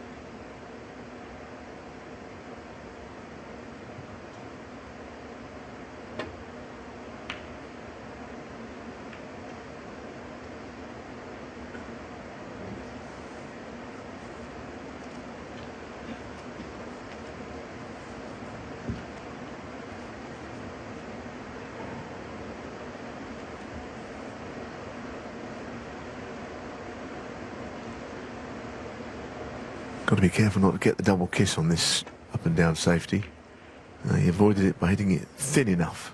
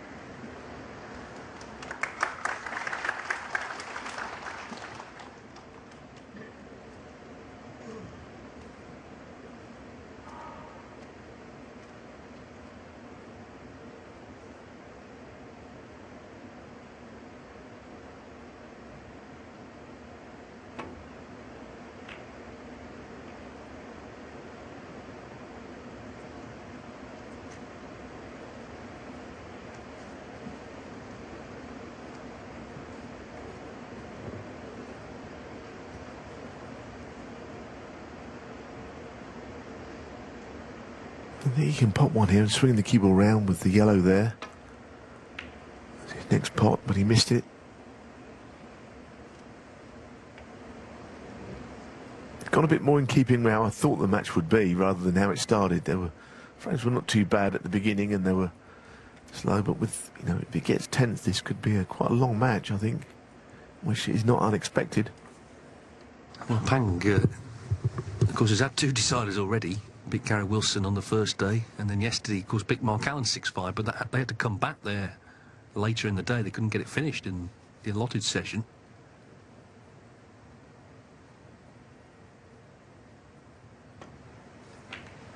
I mean, it was a quintessential fall over the line job in the end, wasn't it? The way it finished. I'll make a prediction. If it goes all the way this time, Dave, it won't finish it in this session either, because it will get more tense as the matches go on, the frames go on with 2 players who are that way inclined. So I guess you just got to try and win it, however long it takes. Well, one thing is guaranteed: the organisers are not going to allow the O'Sullivan Ding match to be delayed, are they? There's going to be a massive crowd to get in for that, never mind start on time. So they've got a couple of hours, I guess, to get this finished.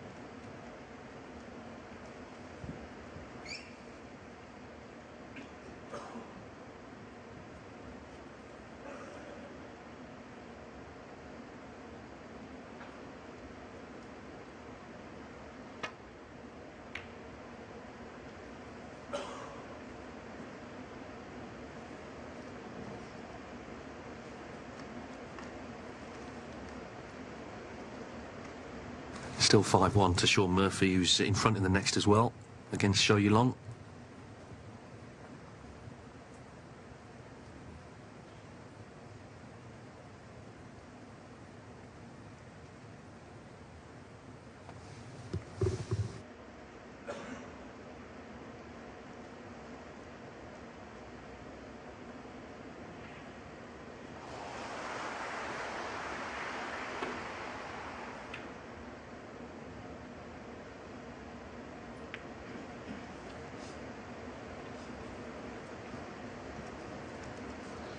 Well, what does he do here with the cue ball is the question. Clearly he's going to take the red on. Does he get underneath the cue ball and swing it round the angles, or does he feel that he could pot it plain ball and maybe take a gamble on which reds he collides into? Well, playing it with right hand side, I think that was the third option to avoid the reds. Tried to. Turned out to be the worst option of the 3 in a way, didn't it? Because he did neither one thing nor the other. Yeah, suddenly nothing's coming easy. It's all a little bit stop-start. Selby won. This frame seems to have been going a long time. There's only 3 points on the board.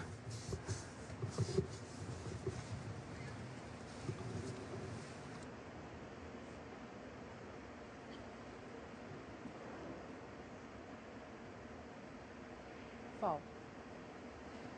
Selby 4. Well, it was a delicate shot, but he didn't get there.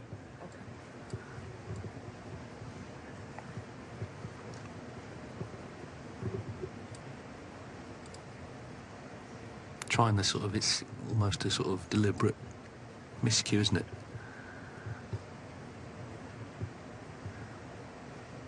It's all ground to a halt a little bit.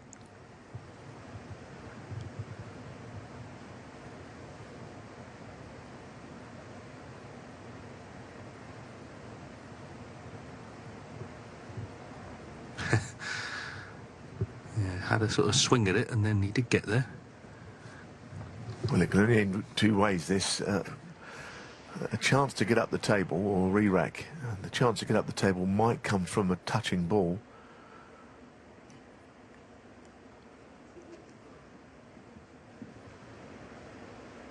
No eye contact between the players yet for a re-rack, although, I mean, Selby looks poised. The way he's standing there as if, say, If you look over here, I'll give you the nod.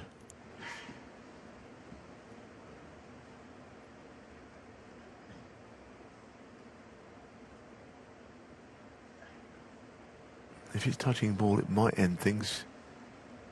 Touching ball. He might find a little route in behind the green. That would be the dream shot. If you could swing it round and get buried in behind the green. And he hasn't got to hit a red now because he's got a touching ball.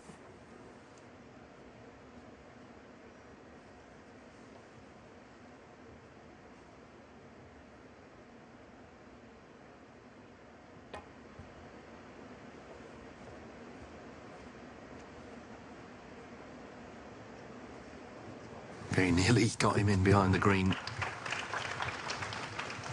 It's a test of concentration. Selby usually immaculate in that regard. These frames don't suit everybody, clearly, but he wins his fair share of them.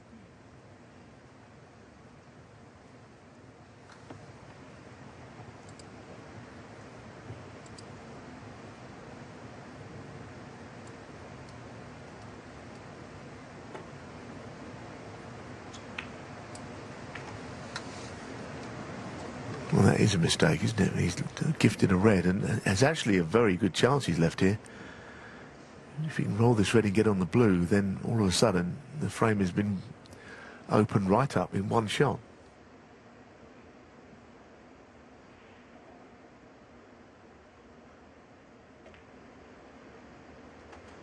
One.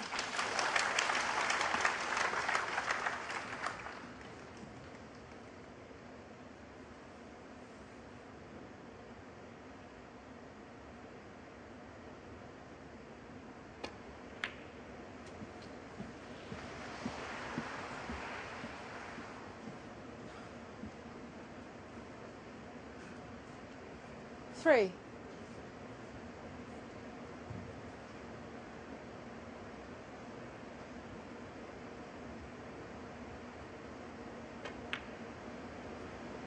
Four.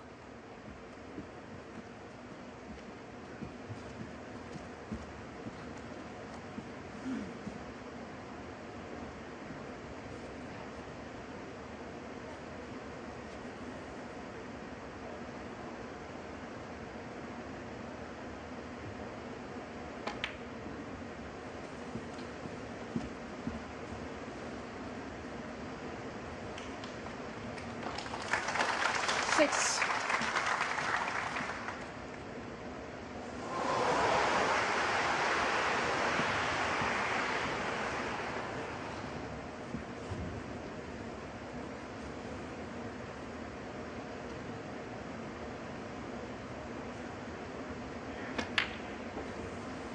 Seven. So the mists are clearing in this frame after that standoff. As I say, you do sort of favour Selby in these sort of frames, but he's got to get back on the front foot, which he is right now.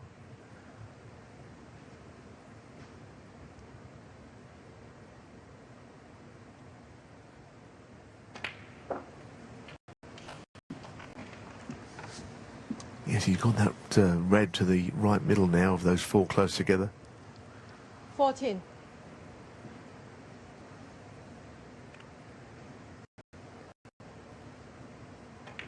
Yeah, I mean, he tried to get 15. from that touching ball Pang in behind the green, but even in not doing so, Pang made a mistake. Played a containing shot which didn't contain anything because he just slightly sloppily, I thought, just left that red to right corner, which was a better leave than he may have first thought it was. 22. Kind of opened up the whole frame.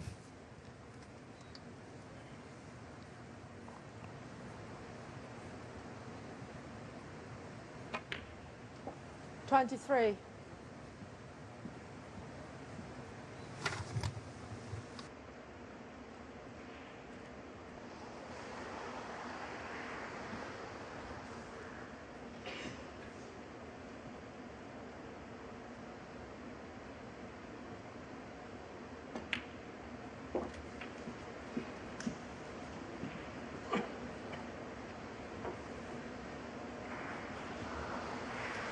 29.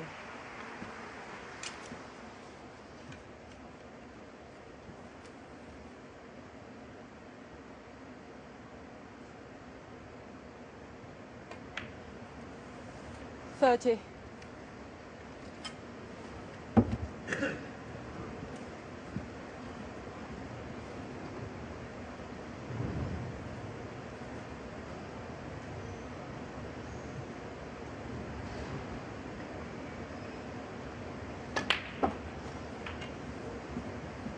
I suppose he could have played on the bottom red here and still thought it was better to play on the red up the table because it would clear the one above it.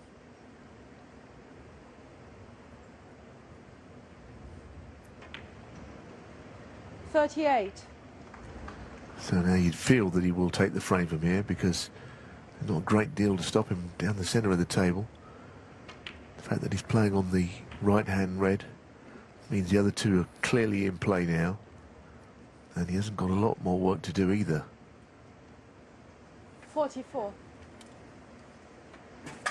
Red colour red will be sufficient.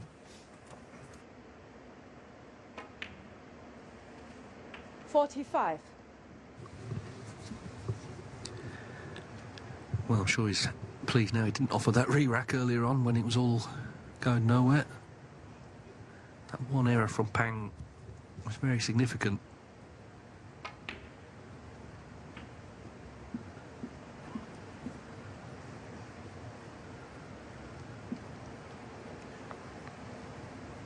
This is the red then. 51. That gets him to the snooker's required position.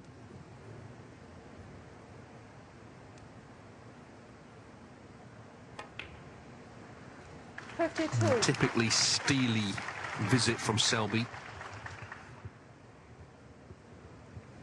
So these two proving hard to separate. There's never been more than a frame between them.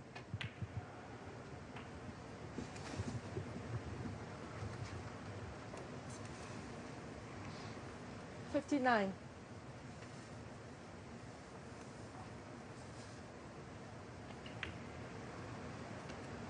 $60.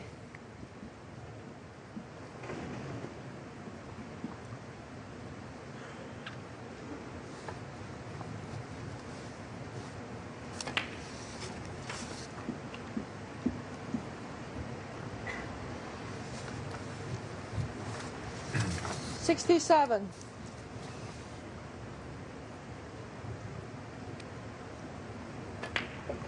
$68.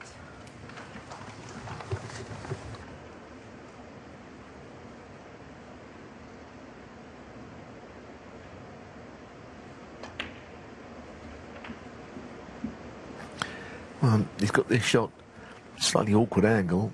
Could get make a century if this goes in, although, as you can see, he can't quite line up the pocket. It's out of his vision, the pocket from there.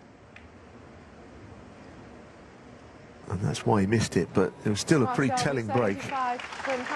Yeah, really good 75 from Mark Selby. And so there's still nothing between these two.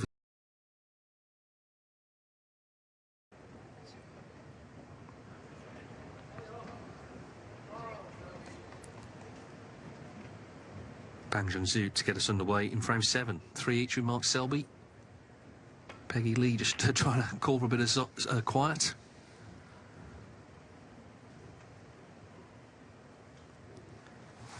The referee later, Zheng Weili, will have his work cut out, I think, with the Sullivan Ding match. But the thing there is, they're both really popular, both players, so it'd be a good atmosphere, I think.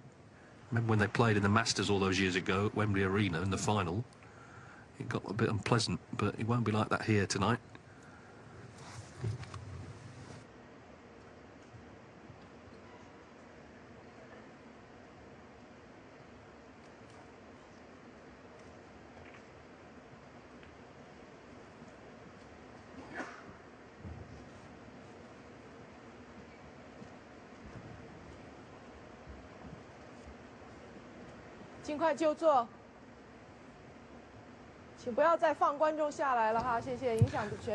Well, Peggy just laying down the law to somebody.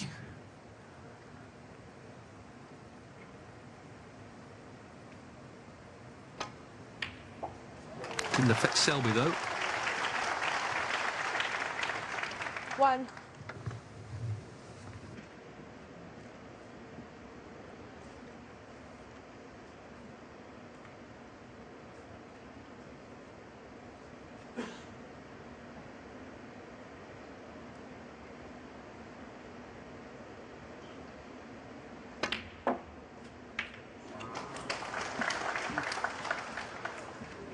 Well, yes or no.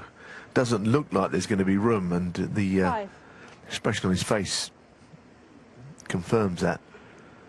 He couldn't really have gone into that bunch with any more pace on the ball, but you'd need luck, and he didn't get any, quite honestly. I can't think there's a path through to anything through that gap between the reds, and he hasn't got a touching ball either, so he can't play directly away. Could have been luckier. Yeah, I mean, it was very positive, but that's the frustrating thing about this sport. You don't always get the immediate rewards.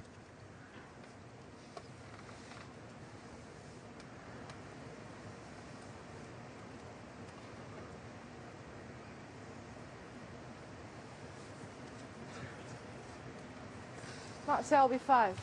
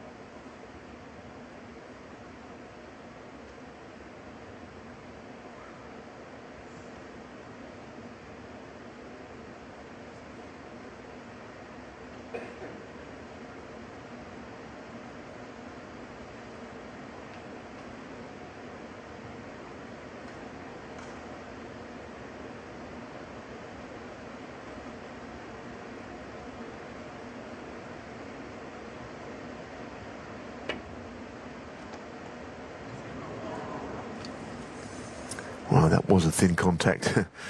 He didn't mean to quite hit as little of the red as he did, and that's why the cue ball has gone too far, because it wasn't meant to be played at that sort of angle, really. I think he tried to hit more of it, would have stopped the cue ball in the bulk area.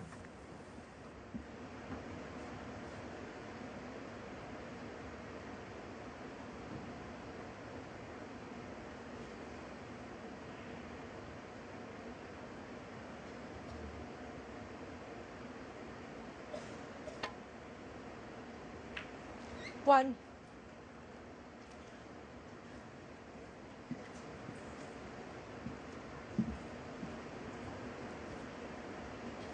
That's no good at all.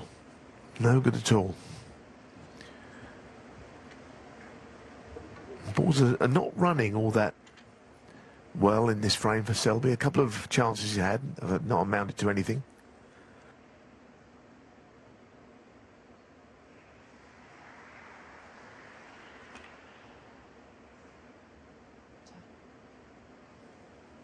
Mark Selby, 1.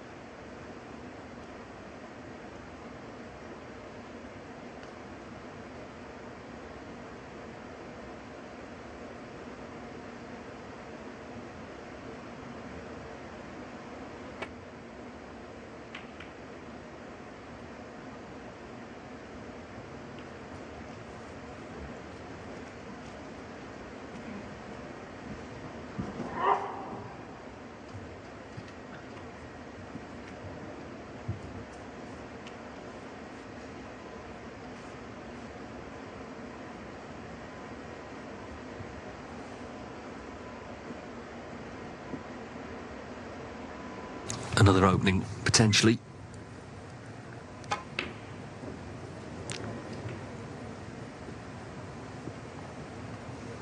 to be.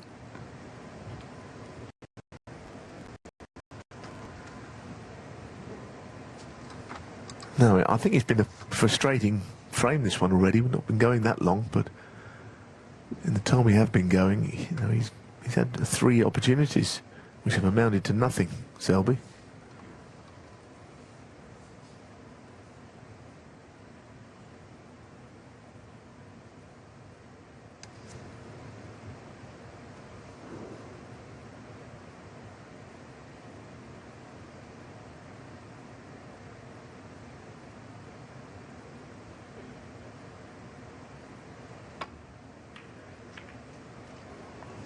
Well, he's got another one. A much more straightforward opener coming up.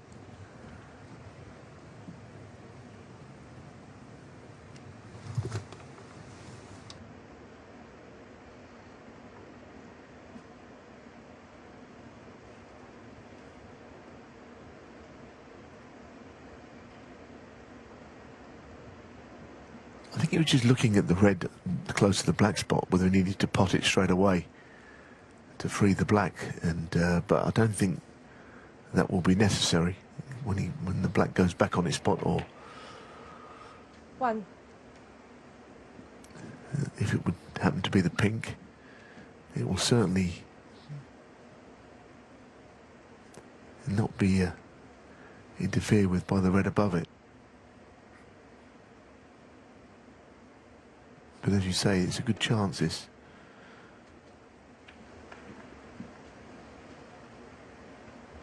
Say it again, and I do say this a lot, but the best of 11 in a match like this can be a very long session. And, you know, we've been going 2.5 hours or so in playing time, and we're not really that close to finding out who's going to win the match. So in one session, they can be long. 8. This is the irony with the UK Championship, when obviously that used to be best of 17, and there was a lot of gnashing of teeth about changing it to best of 11, but actually the sessions have ended up longer, because obviously best of 17, it was over 2 sessions. You could get matches that were runaways. You didn't see that much snooker actually sometimes in the second session. It's very true, and if you know you're playing the first 8 frames of a 2-session match, invariably the pressure hasn't quite ramped up at that stage, and it's quite flowing, isn't it? We will, of course, in the semi-finals here, have best of 19s. So we'll have 15. each semi-final on a separate day, just one table. Nice little gap between the 2 reds there, but goodness me, what a miss. Now, he's been in 4 times in this frame and made 21, and that was a pretty glaring error, let's be honest. I mean, yes, there was a gap, there's red either side, but both of those reds were not in the way of the pocket. So he had a full pocket to aim at, and he just missed a sitter. This is the problem when you sort of tell yourself, I'm going to enjoy it this season. Things can happen that don't make it enjoyable.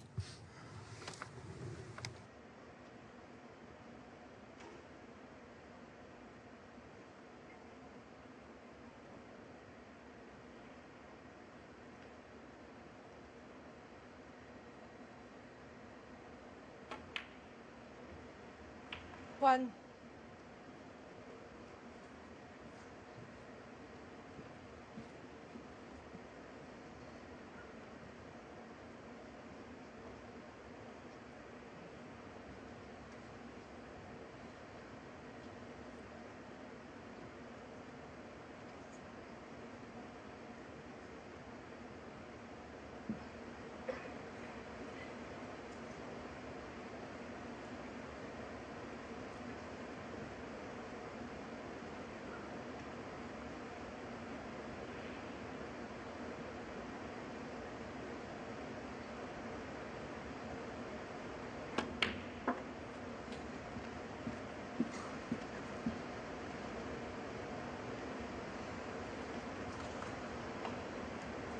Four.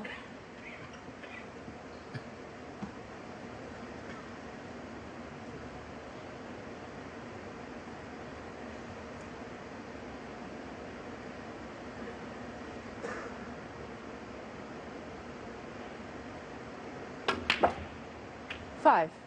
Well, That's not perfect by any means. He wanted to be a lot straighter. He didn't want to have to go into this red above the black, but he has absolutely no choice now. So let's see how he copes with the little deft cannon he has to play.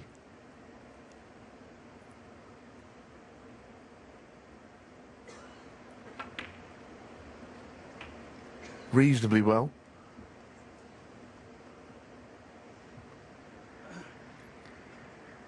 $12.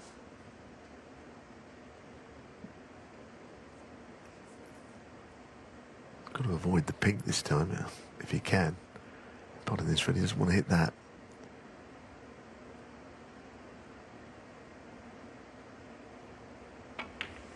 They can't avoid it. 13.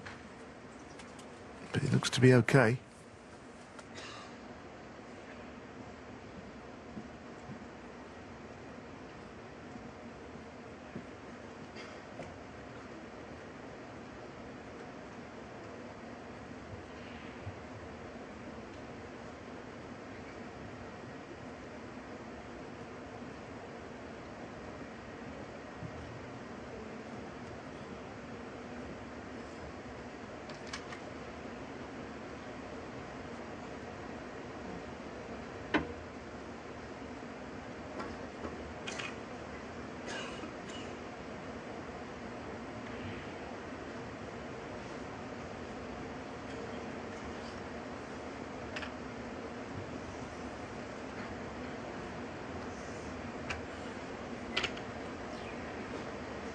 He doesn't like it at all, but it isn't that bad.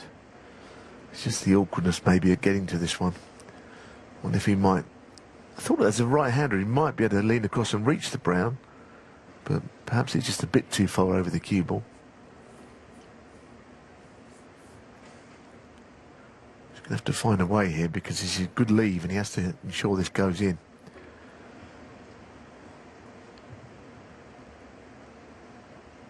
The more he looks at it, the harder it's going to seem.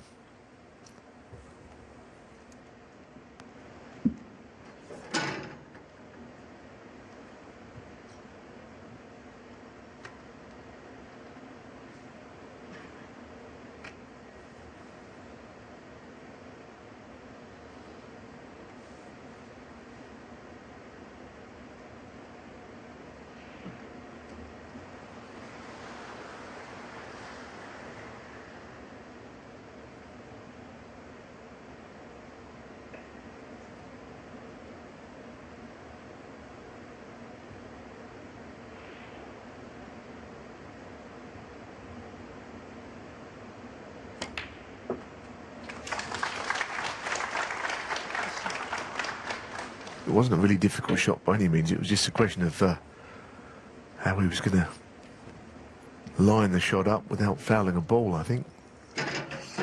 He's not very good now 15. positionally.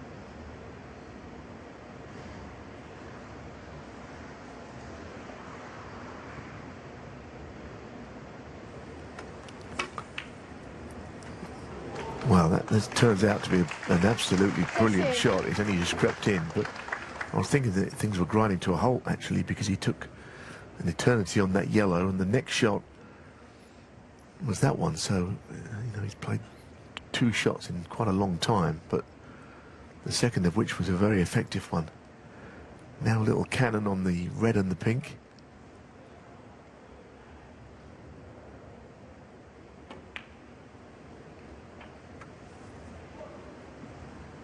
Well, that's what he should have done.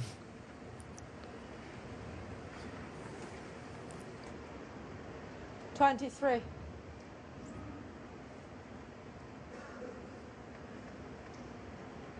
Didn't play on this red.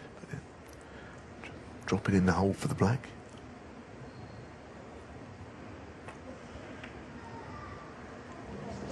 Well, to be honest, he really did. 23. He's kind of hit the rocks a little bit there.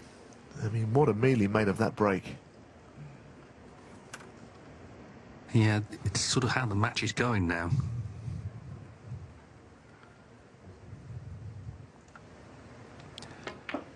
Before the interval, they were pretty clinically taking their chances, these two.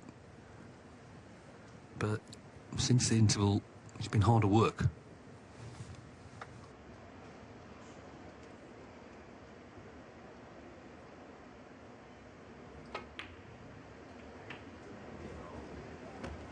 And there you go, misses the cannon, so still hard work. 8.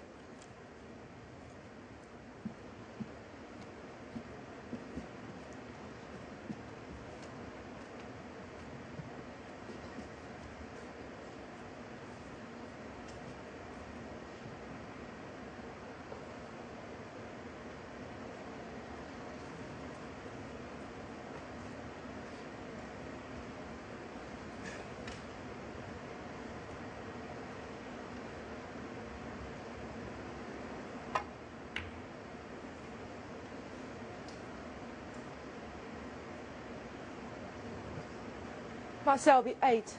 Sean Murphy's won 6-2. He's made 5 half centuries. The key break in frame 5 he cleared with 66 to win on the black there and lead 4-1. So Sean Murphy, first man into the semi-finals. He'll play the winner of this match.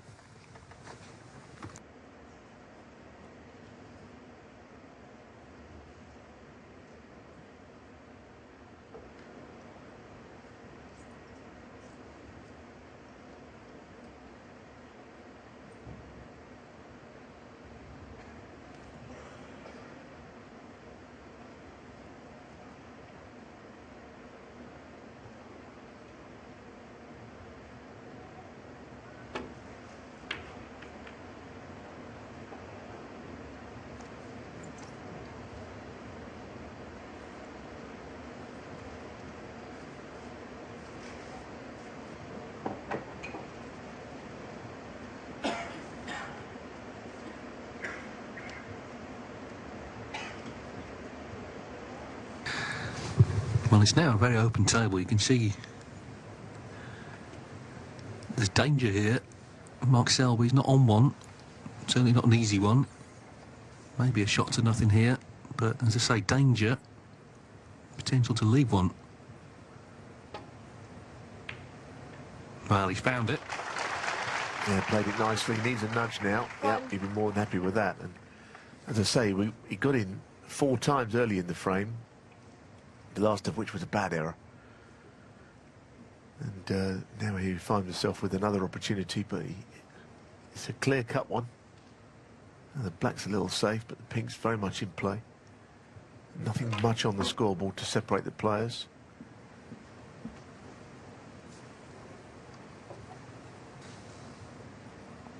Five.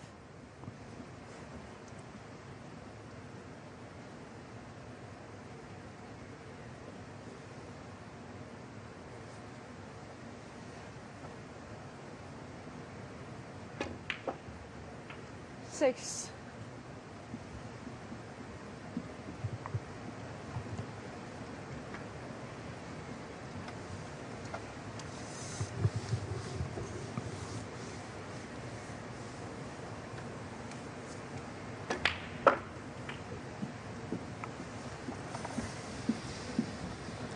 No, she's got to try and put this frame away now. 4-3 and then 12. Potential chance to pull away. It's not happened yet from either side in this match. It's always been just one frame between them. 13.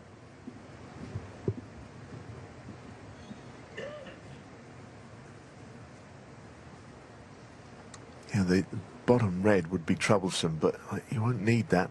You can win the frame prior to that being potted, although Get the feeling, even if he did need it, he could roll it in down this cushion, dropping in nicely. 19. But you'll see that 2 reds and 2 colours takes him over the line, barring Snooker's.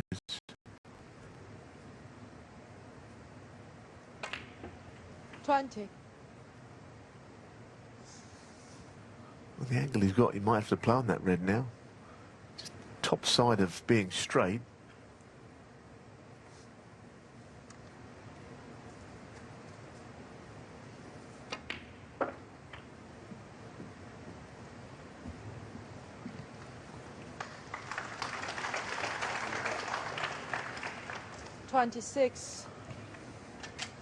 I think the bottom line with Mark Selby, he'll never not be a great competitor, and of course that's why he's had the remarkable career that he has done. In all those big matches over the years, the amount of times he's dug deep and come good.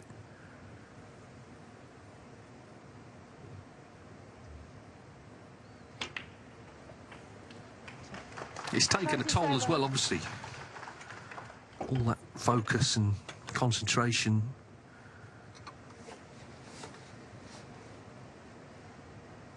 But here we are, this is frame ball.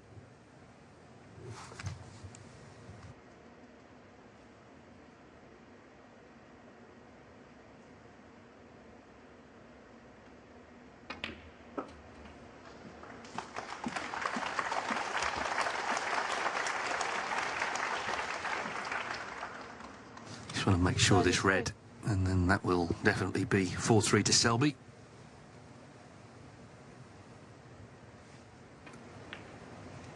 It was a rather trying frame at times, I think, but he got in, as I say, with that shot to nothing, and has carried on here.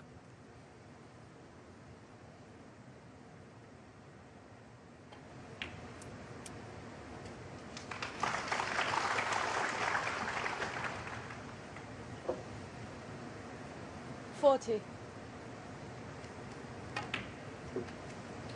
42.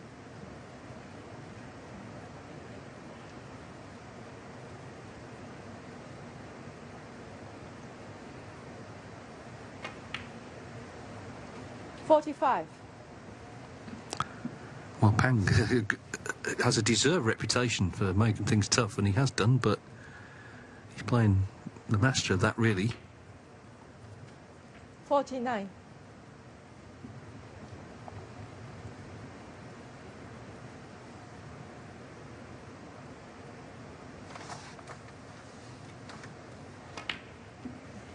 $54.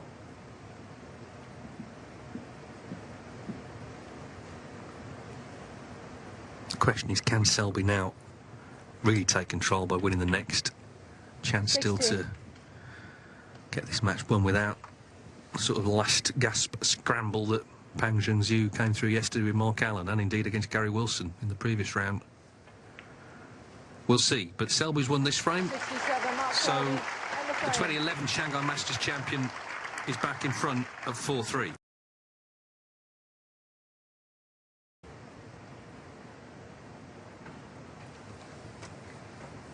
Yeah, I mean, there have been breaks in this match. Selby's had 83, 80, 75 and 60. Pang's had 62 and 91. Other times there's been a bit of safety, there's been mistakes, there's been all the sort of elements you expect, really. But what we're going to have now, we're down to the real business end. Pang's got to dig in, try and stay close.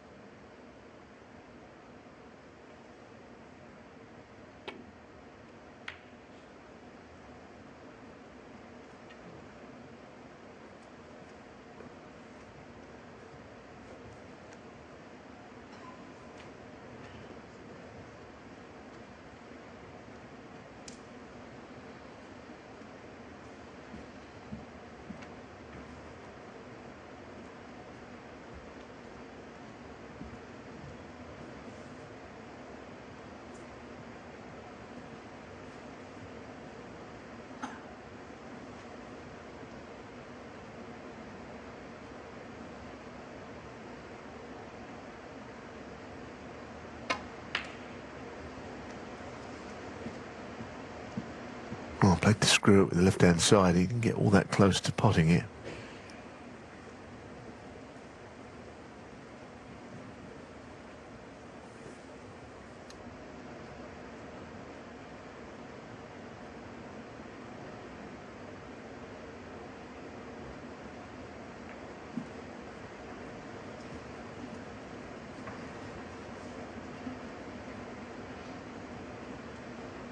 Catching both.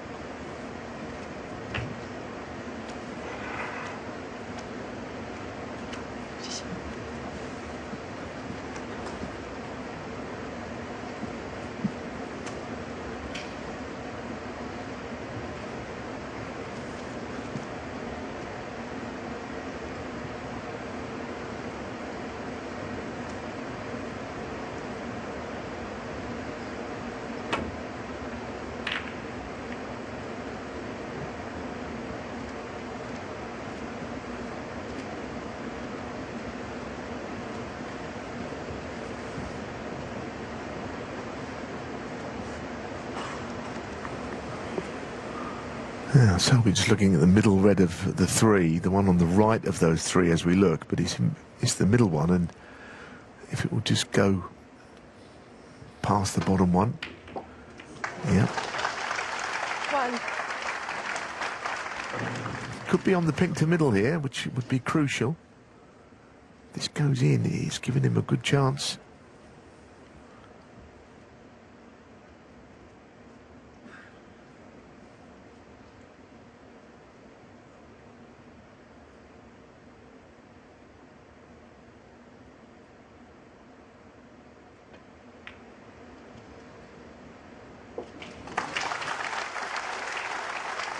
Now does the pink go on its own spot, or will it have to go onto the highest available, the black?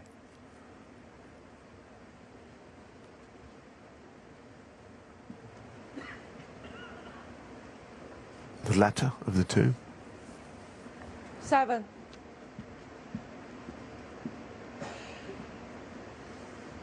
Well, that's a good early chance, this, to get something going.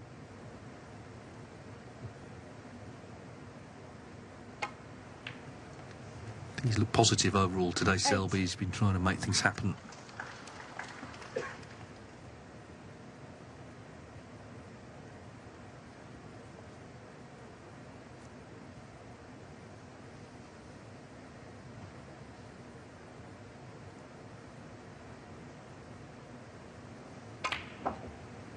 Of course, the last World Championship he won, he beat Sean Murphy in the final. They could have a rematch here at the weekend. In the semis, Murphy already through.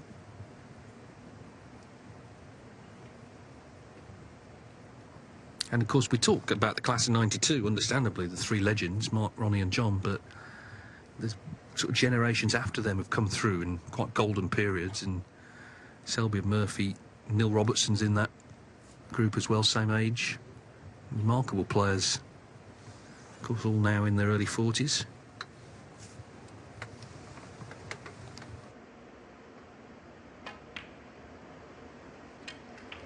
15.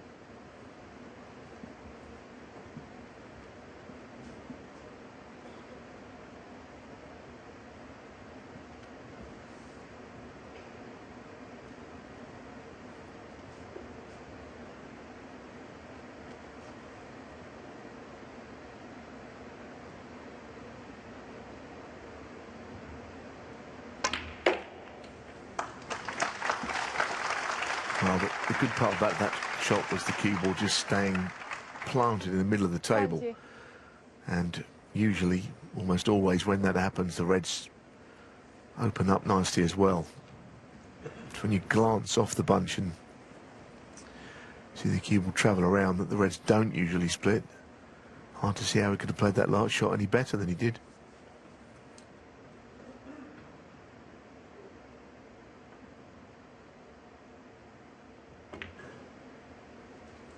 He won't like that one in particular, though, because he has awkward cueing now, and it'd be nice to think he could reach it without the spider, but I tell you that shot means that his next one is more difficult than it should be.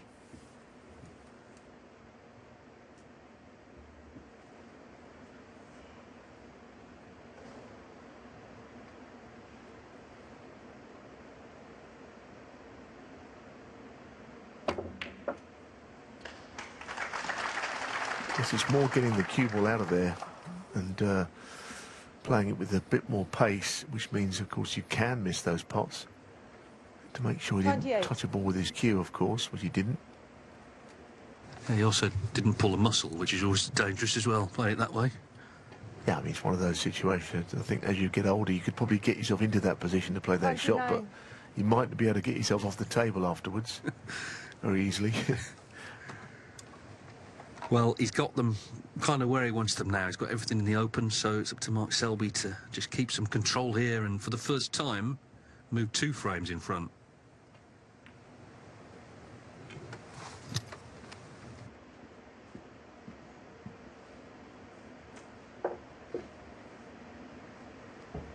$34.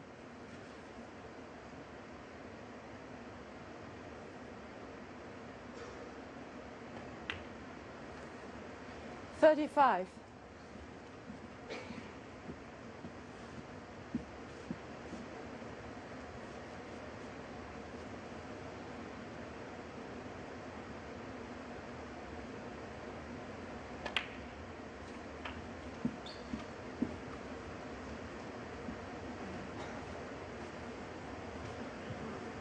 $42.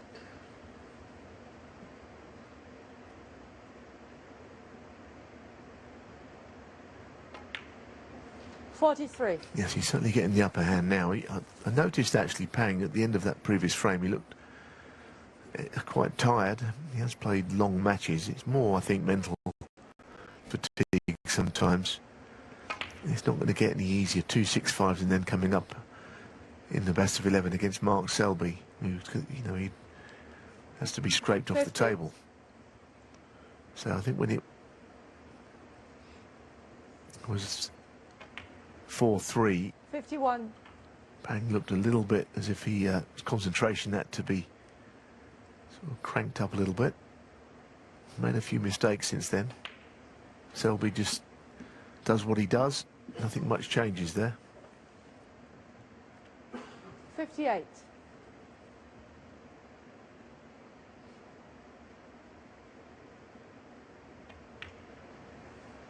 $59.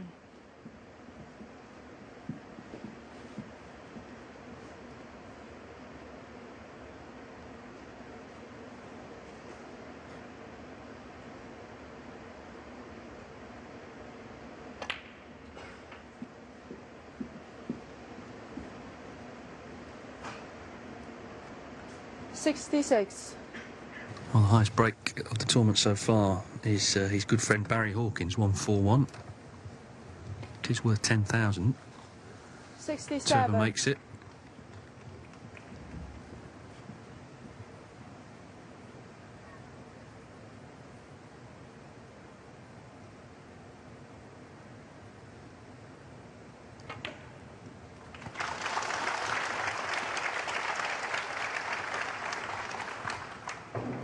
Applause for frame ball.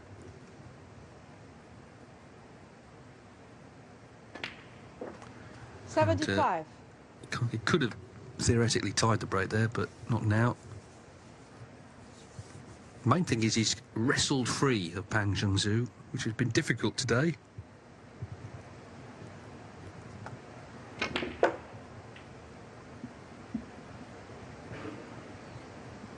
We had 16 centuries in the first 3 days, and Zhou Yong had one today, so 17 so far.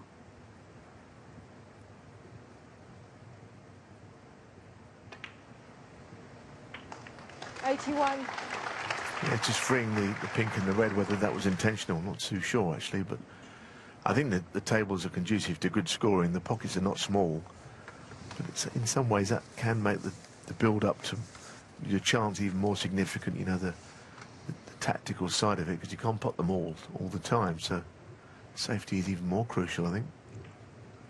That's surely not going to go in. Selby 81, don't concede. Fine 81 though from Selby. A meeting with his good pal Sean Murphy in the semi-finals here in Shanghai.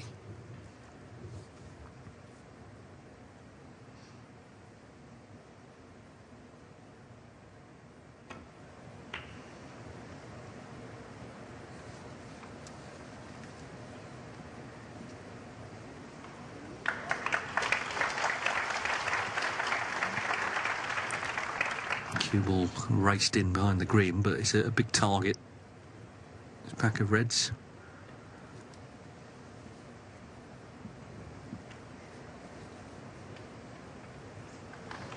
Remember, in 2 hours now, we'll be watching Ronnie O'Sullivan and Ding Junxu, and also Judd Trump and Si Jiaowei. It's going to be a big, big night of snooker here in Shanghai.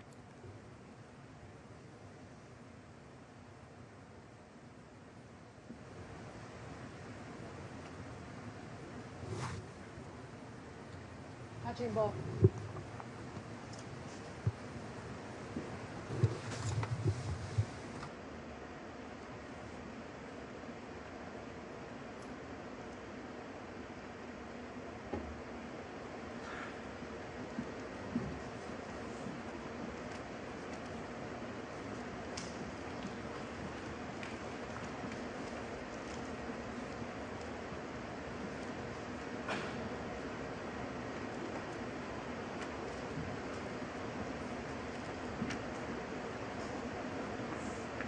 Well, he just about got there and didn't hit the pink, although it kind of seemed like he was on his way at one point.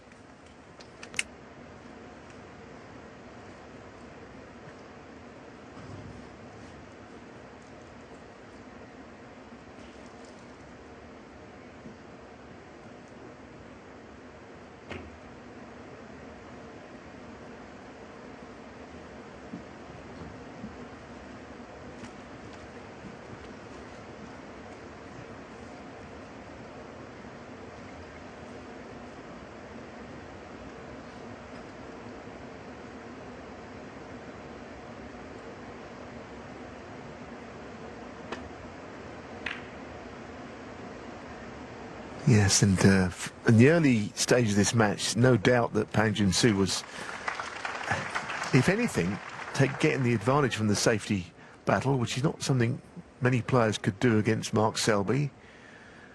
But as the match has gone on, Selby has worn away at him a little bit. And Pang might have to try and be a little bit more enterprising. A couple of times he, in that frame to go 4-3 down, he slowed the game down, he got a chance. And he was out of rhythm by then, which can happen. I think sometimes he brings it on himself a little bit. It happened against Mark Allen, despite him winning. He's a very good match player, Pang, but doesn't necessarily impose himself on the match like some younger players might. Still in there.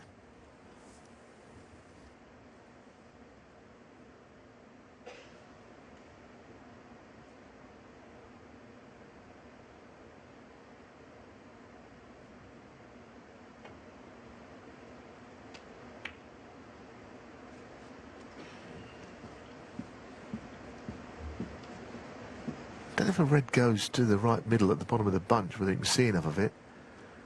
He's come round to have a look. He would be doing damage, I think, if he was to play it and miss it.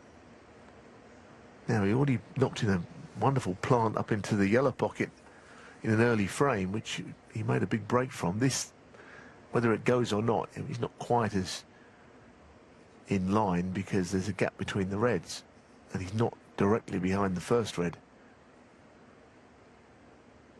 So it makes you think that it's more difficult, but it is a similar sort of shot to the one he potted earlier.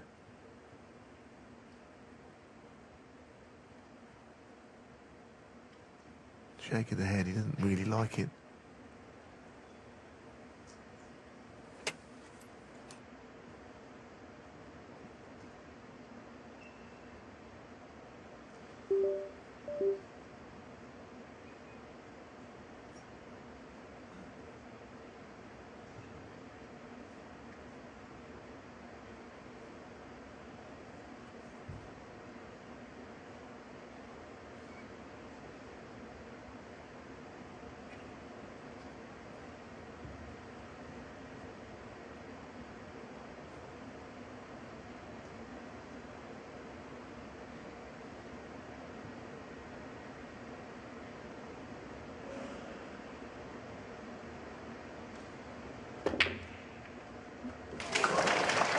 Well, same result as the one earlier. He took a long time overseeing it and then rifled it straight in. But now, positionally, got to get from colour to red here. Pink, probably. If he goes up and down on the pink, he's got to avoid the yellow on the way there and the way back.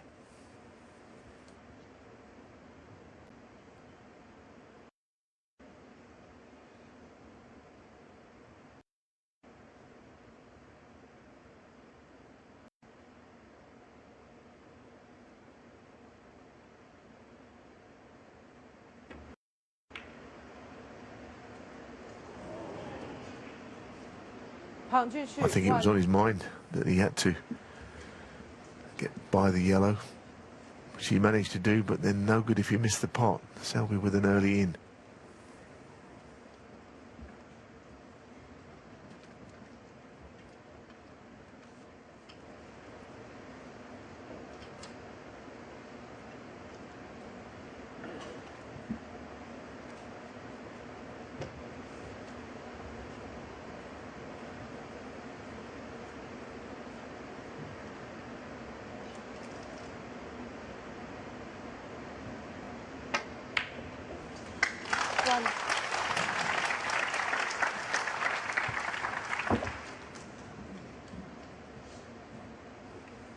Well, I think if he was to go on and win this frame here and win 6-3, the result would look a little more convincing than it has been. It's been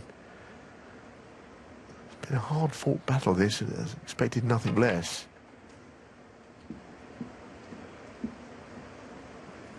Has he gone far enough when the black respots? I think so. 8.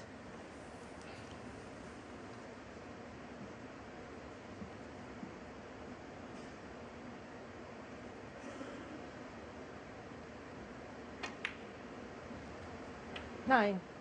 Well, the bottom line is Selby now has his chance to get the match won, set up that semi-final with Sean Murphy.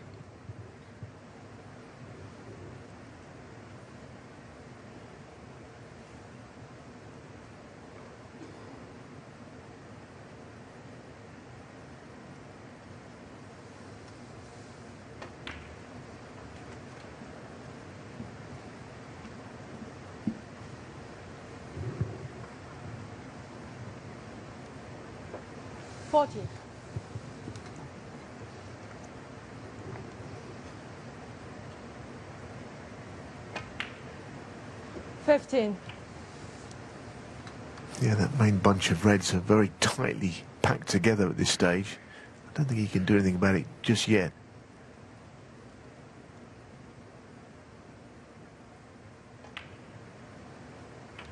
I think he'd be happier to just pick off the balls that are available and get himself a few in front. It might be that from the blue 22. into those tightly grouped reds would be the best way.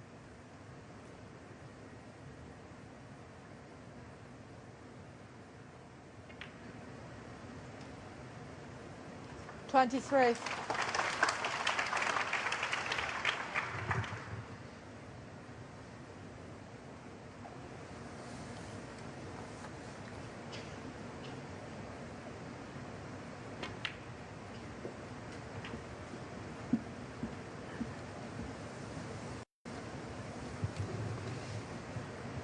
27.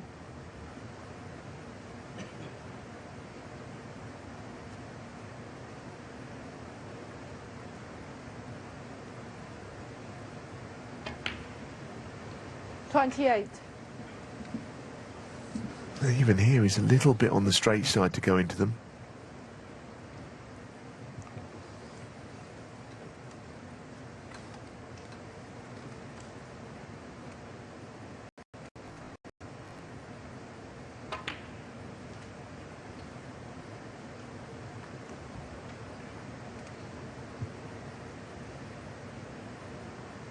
$35.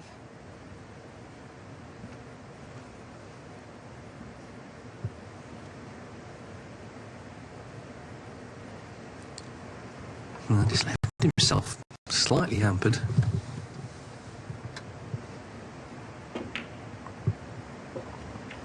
$36. Yeah, I think just limited the pace he could get on the cue ball there with accuracy to finish at the right end of being on the blue. Now he's, having not gone into the bunch already, he's got it's a more difficult task to get them open, quite frankly, at this break.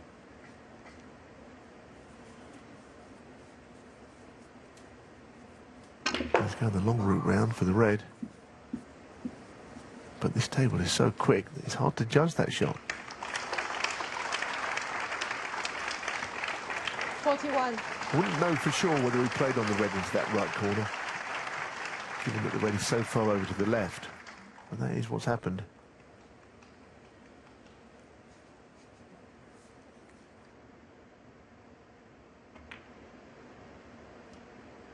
$42. Oh, that is perfect. Now, you could not put it any better with your hand as to get from black into those tightly bunched reds.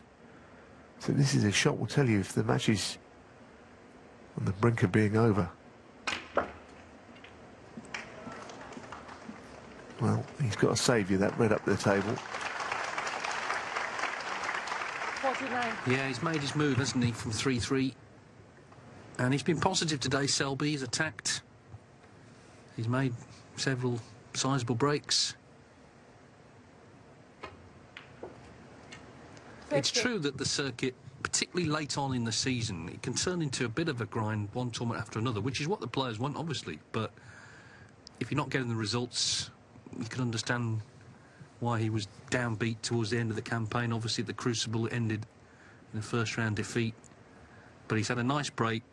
He loves snooker through and through, we know that. It's been his whole life.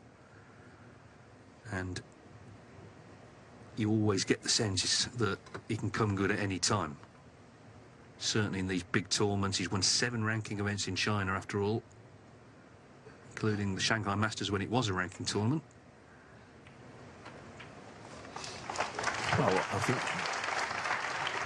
the Crucible can bring out the best and the worst in every player. I mean, 55. I bet you there's a number of players who have driven away from the Crucible after a disappointing result and said, right, that's me, I'm done. I can think of a few. And then, of course, you have a little bit of time.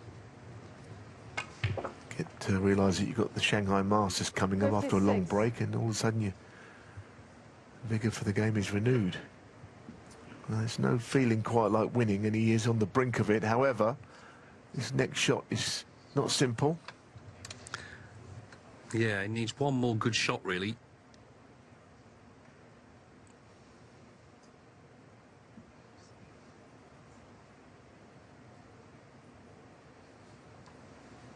Yeah, you're looking at the black, but you feel that the blue is a better shot, even though that the natural path from potting the blue is into the green, if you're not careful here.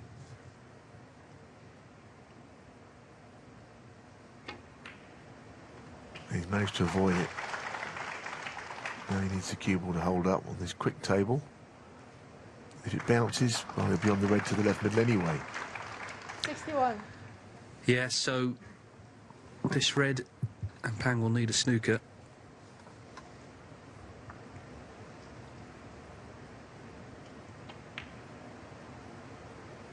And in the end, Mark Selby has made 6 half centuries. So it's been Scoring-wise, a very strong performance. His safety was good, as you'd expect. Pang certainly posed a lot of problems early on, but the second half of the match, or certainly from 3-3 anyway, Mark Selby has pulled away. He's played pretty well, hasn't he? I think he'll know that he can play better. He has missed a few, but no one's going to. 67. Very few occasions you're going to go through a whole match without any mistakes being made. But in the main, I think he'd have to be impressed. He's been attacking enough when he wants to be. So I think the blend he's got just about right today. Well, 19 frames of Mark Selby, Sean Murphy will be something to look forward to, and that'll be the semi-final in this half of the draw. 75. Mentioned right at the start, two boyhood friends. They grew up together playing on the junior circuit, playing at Willie Thorne's in Leicester, in all those junior events, learning their way. Here they are, all these decades on, still at the top of the game, contending for another big title this weekend. Pang Junxu has come through two deciders against Gary Wilson and Mark Allen, but just been outfoxed at the end of this match 83. by one of the absolute masters of our sport. Of course, Pang did lead 3-2, so he's lost the last 4 frames. Can Selby in with a century now? Every chance.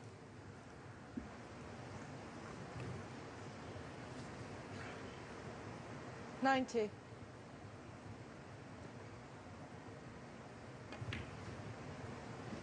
91.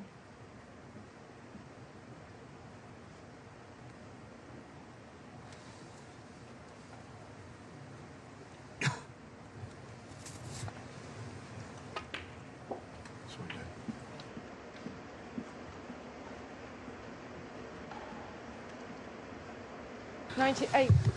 The yellow for the ton. Yeah, fine way to bring the curtain down on this match.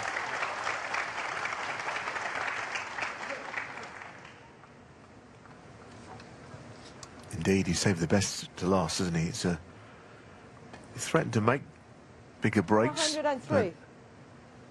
I think it's nice to, the memory of a match would be to finish with a century.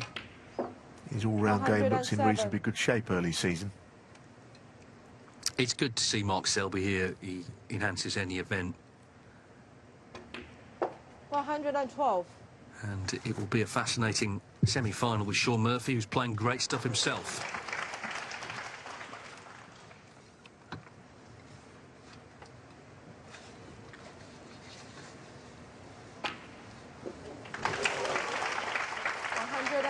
So how about this black then? Where's it heading?